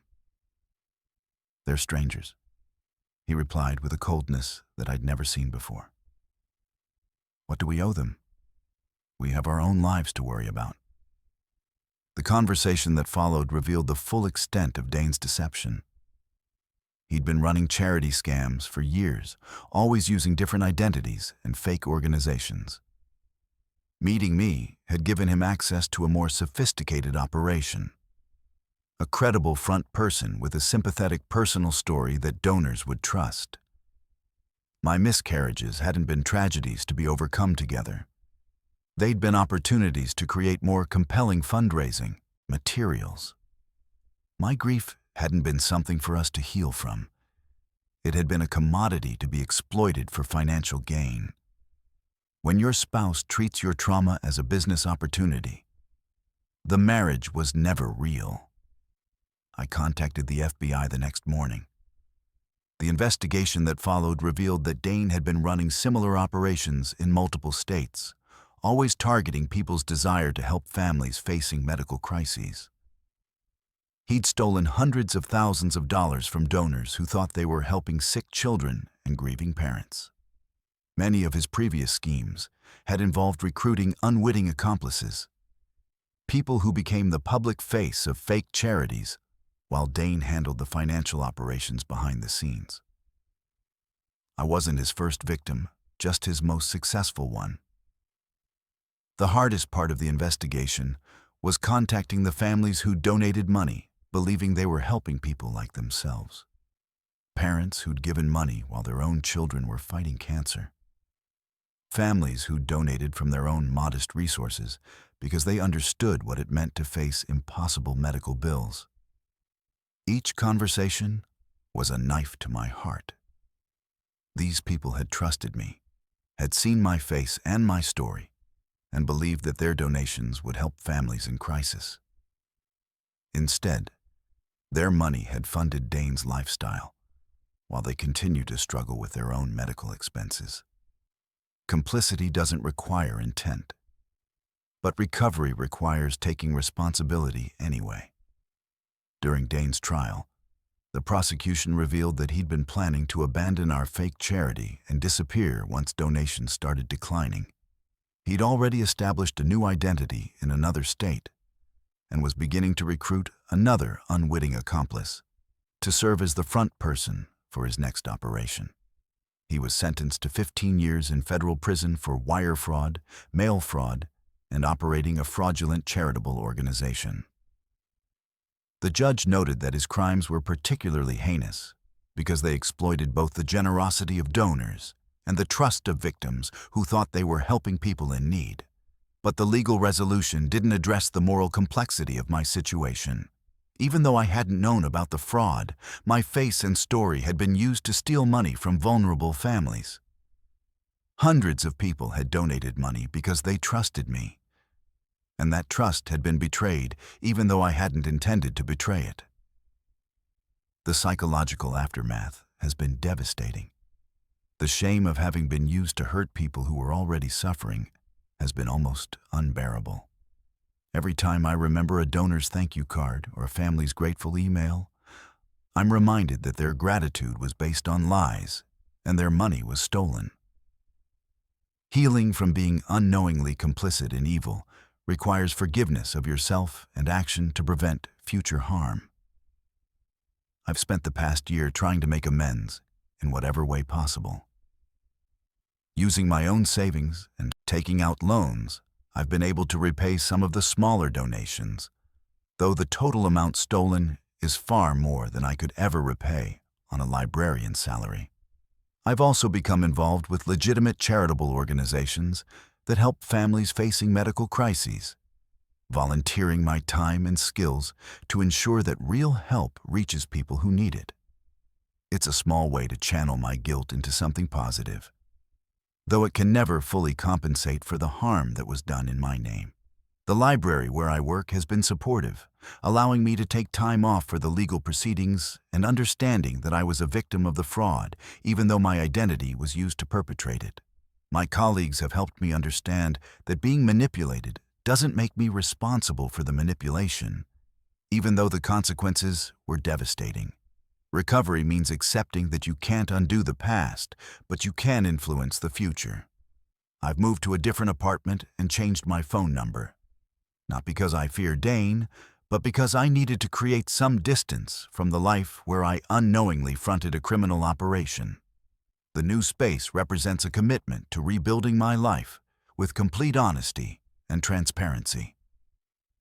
The experience has changed how I view charitable giving and organizational transparency. I now research any organization thoroughly before donating, and I encourage others to do the same.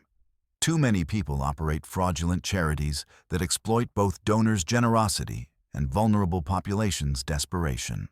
I've also become an advocate for stronger oversight of charitable organizations and more severe penalties for charity fraud. The current system makes it too easy for criminals to exploit people's desire to help others. And the victims include both the donors who are deceived and the legitimate families who lose access to resources when fraud undermines trust in charitable giving. The fight against evil requires both personal healing and systemic change. My miscarriages will always be painful memories, but now they're also complicated by knowing how they were exploited to hurt others. Dane stole more than money. He stole the possibility of my grief serving any meaningful purpose, turning it instead into a tool for deception. But I'm working to reclaim that narrative. The children I lost will never be born, but perhaps their story can still help families facing medical crises, not through fraudulent schemes, but through legitimate support and advocacy for better healthcare resources. Every day, I choose to continue this work, despite the shame and guilt, is a way of honoring both my lost children and the families who trusted me without knowing the trust would be betrayed. It's not enough, but it's all I have to offer. And sometimes, that has to be enough. The charity fraud that stole my identity also taught me that evil often succeeds by recruiting good people's intentions for bad purposes. Vigilance isn't just about protecting yourself. It's about ensuring that your desire to help others isn't weaponized against the very people you want to serve. My name is Jasmine. I'm 31 years old, and I work as a lab technician at a genetic research facility in Albany, New York. I understand DNA sequencing, protein synthesis, and the delicate ethical boundaries that govern legitimate scientific research. That background made it even more horrifying when I discovered that my husband had been conducting illegal genetic experiments in our garage, treating our neighborhood like his personal laboratory and the women in it like unwilling test subjects. Isaiah and I met in graduate school where we were both studying molecular biology. He was brilliant, ambitious, and passionate about genetic research in a way that initially attracted me.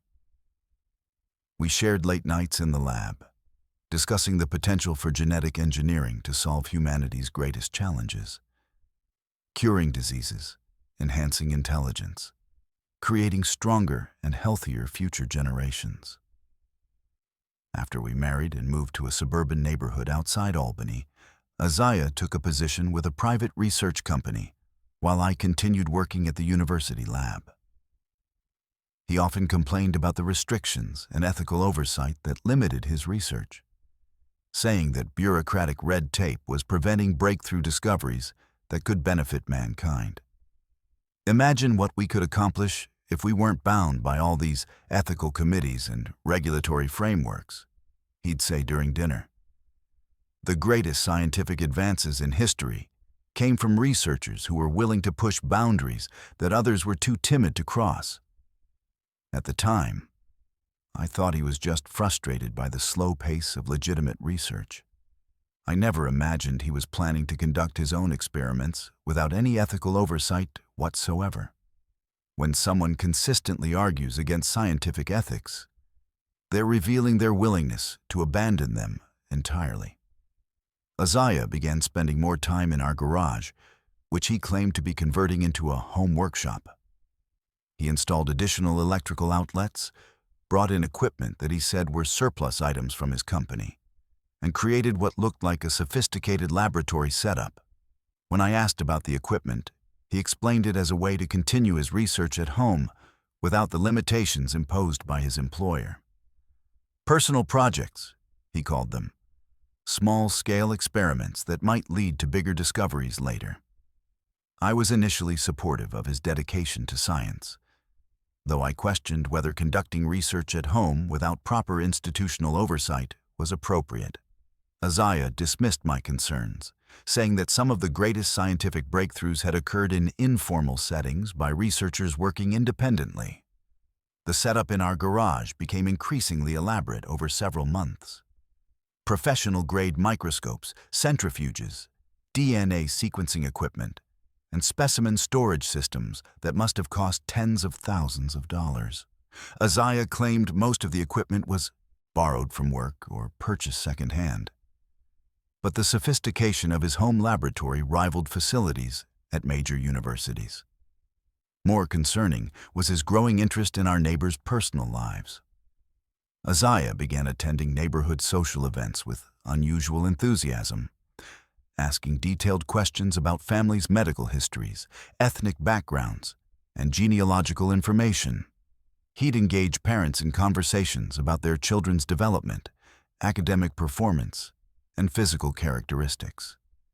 When a scientist starts treating your community like a research population, everyone becomes a potential test subject. Isaiah's questions became more invasive over time.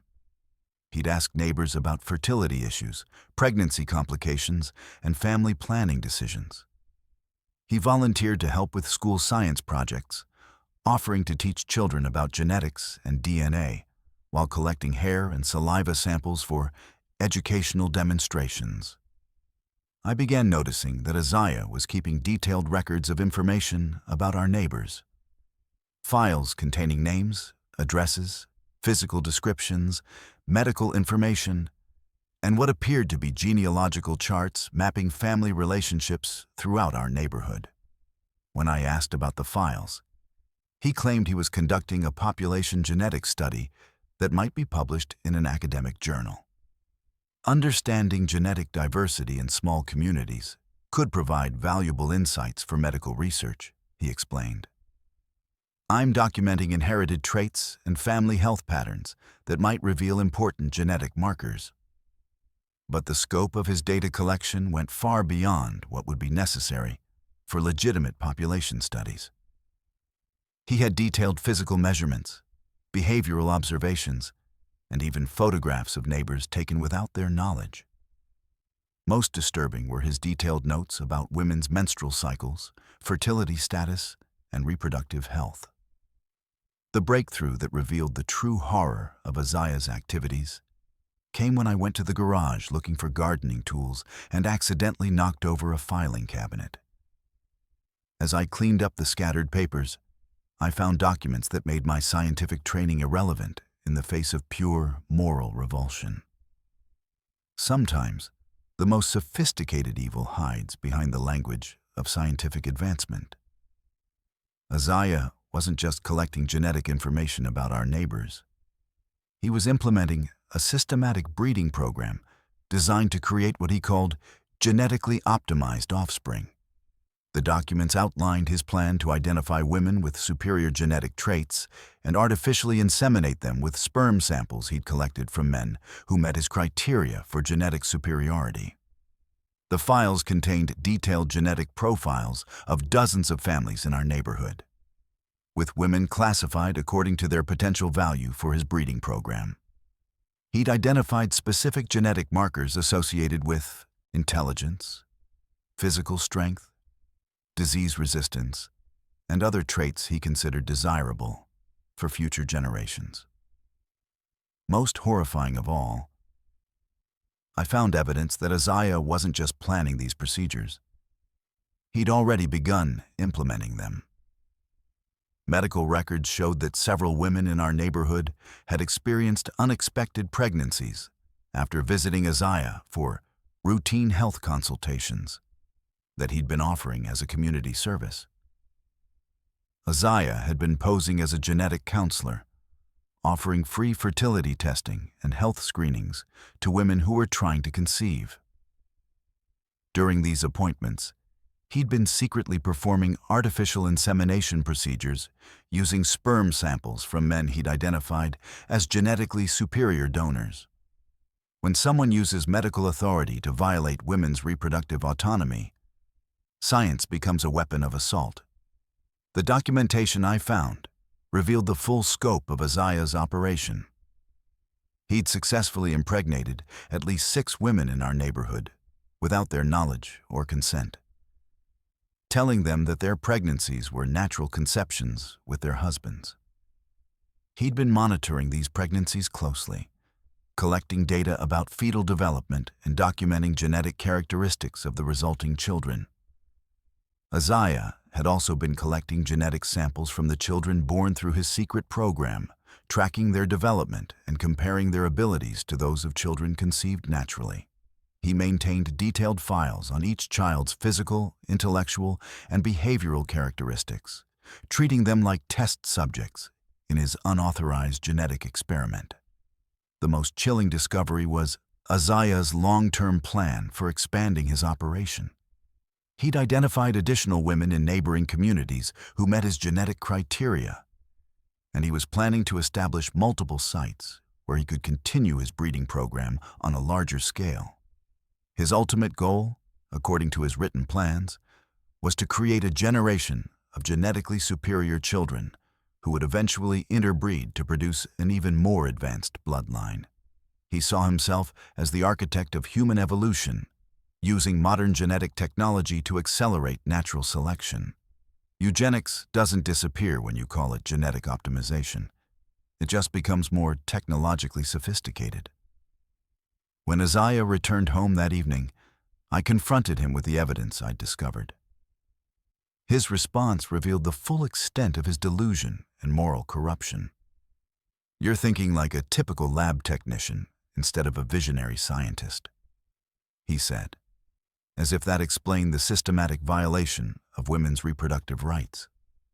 "What I'm doing will benefit humanity for generations. These women are contributing to the creation of superior human beings. You're artificially inseminating women without their consent," I said, my voice shaking with rage and disbelief. "You're treating people like breeding stock in some twisted genetic experiment." "I'm using scientific knowledge to improve the human species," he replied, with the calm certainty of someone who believed he was morally justified. "Natural selection is too slow and random. Directed genetic engineering can achieve in one generation what would take evolution thousands of years." The conversation that followed revealed that Isaiah saw no ethical problems with his actions. He genuinely believed that his scientific knowledge gave him the right to make reproductive decisions for other people without their knowledge or consent. He viewed the women he'd violated as necessary sacrifices for the greater good of genetic advancement. Moral blindness, combined with scientific knowledge, creates monsters who believe they're saviors. I contacted law enforcement immediately, but Isaiah's crimes were so unusual that it took time for authorities to understand the full scope of what he'd been doing. The investigation eventually involved multiple agencies: local police, the FBI, state health departments, and federal agencies that regulate genetic research. The search of our garage revealed the most sophisticated illegal genetics laboratory that investigators had ever encountered. Professional-grade equipment worth hundreds of thousands of dollars, genetic samples from dozens of families, and detailed documentation of unauthorized medical procedures performed on unsuspecting women. Most disturbing was the discovery of frozen sperm samples collected from men throughout our community without their knowledge. Isaiah had been obtaining these samples through various deceptions, offering free health screenings, conducting fake medical studies, and even collecting samples from public restrooms and other locations where men might leave biological material. The investigation revealed that Isaiah's operation had been ongoing for over 3 years. During that time, he'd performed unauthorized medical procedures on 15 women, resulting in 8 pregnancies and 6 live births. All of these procedures had been conducted without the knowledge or consent of either the women or the men whose genetic material was used. When reproductive autonomy is violated through scientific deception, the crime affects entire families across generations. The legal proceedings were complicated by the unprecedented nature of Isaiah's crimes. Laws governing artificial insemination, genetic experimentation, and medical consent had never been applied to a case involving systematic deception of this magnitude. Prosecutors had to argue that Isaiah's actions constituted sexual assault, fraud, and violation of informed consent in medical procedures. During the trial, testimony from Isaiah's victims revealed the full impact of his crimes. Women who had trusted him with their reproductive health discovered that their pregnancies had been artificially induced without their knowledge. Men learned that their genetic material had been collected and used without consent. Families faced the devastating knowledge that their children's conception had been orchestrated by a neighbor conducting unauthorized genetic experiments. Perhaps most tragic were the children born through Isaiah's program. These innocent victims would grow up knowing that their conception was the result of scientific deception rather than parental choice. The psychological impact on these children and their families will likely last for generations. Isaiah was sentenced to 50 years in federal prison for multiple counts of sexual assault, fraud, violation of medical ethics, and conducting illegal human experimentation. The judge noted that his crimes represented one of the most serious violations of reproductive autonomy and scientific ethics in modern legal history. Scientific knowledge without moral boundaries transforms healing professions into instruments of violation. The aftermath of Isaiah's crimes has had lasting effects on our entire community. Families have struggled with questions about paternity, genetic relationships, and the medical implications of unauthorized genetic manipulation. Trust in medical professionals and scientific research has been severely damaged among residents who feel betrayed by someone they thought was offering legitimate health services. I've had to undergo extensive counseling to process the knowledge that I was married to someone capable of such systematic violation of other people's reproductive autonomy. The man I thought I knew was conducting Nazi-style genetic experiments in our garage while I slept in the house next door. My career in genetic research has been complicated by my association with Isaiah's crimes. Even though I was unaware of his activities, I've had to prove repeatedly that I wasn't involved in his illegal experiments, and some colleagues continue to view me with suspicion. The scientific community has used our case to strengthen ethical oversight and reporting requirements for genetic research. I've become an advocate for stronger protections against unauthorized genetic experimentation and more severe penalties for violations of reproductive autonomy. Isaiah's case revealed dangerous gaps in existing laws that failed to address the potential for genetic technology to be used for systematic abuse. Recovery from moral trauma requires rebuilding faith in the ethical use of scientific knowledge. The garage where Isaiah conducted his experiments has been demolished, and I've moved to a different state to escape the constant reminders of what happened in our neighborhood. but the knowledge that I was unknowingly complicit in his crimes continues to haunt me. Every day I worked in legitimate genetic research, while he perverted the same science for his twisted experiments. The women and children affected by Isaiah's crimes deserve justice that goes beyond his prison sentence. Several families have filed civil lawsuits seeking compensation for the psychological trauma and medical expenses resulting from his unauthorized procedures. The legal precedents set by these cases will hopefully provide better protection for future victims of similar crimes. Scientific advancement requires public trust, and that trust has been damaged by Isaiah's actions. Every researcher working in genetics now carries the responsibility to prove that their work serves humanity rather than exploiting it. The ethical standards that Isaiah dismissed as bureaucratic obstacles are actually the only protection society has against scientific evil. The greatest discoveries mean nothing if they're built on a foundation of violated consent and human suffering. Isaiah tried to play God with other people's genetics, believing that his scientific knowledge gave him the right to make reproductive decisions for entire families. But true scientific progress requires respect for human autonomy and dignity, not the systematic violation of both. The children born through his unauthorized experiments will hopefully grow up to understand that they are loved and valued, regardless of the circumstances of their conception. They are not products of genetic engineering. They are human beings with inherent worth that no scientific experiment can diminish or enhance. Science should serve humanity, not the other way around. When researchers forget that fundamental principle, knowledge becomes a weapon, and laboratories become sites of systematic abuse. The price of scientific advancement can never be the sacrifice of human dignity and reproductive freedom. Thank you for watching another terrifying journey into the darkest corners of human deception here on Mr. Nightveil. These 10 stories remind us that sometimes the greatest monsters are the ones who share our beds, our homes, and our trust. If you enjoyed this deep dive into true horror, make sure to subscribe and hit that notification bell for more chilling tales that will keep you questioning everyone around you. Sweet dreams. And remember, the person you trust most might be the one you should fear the most.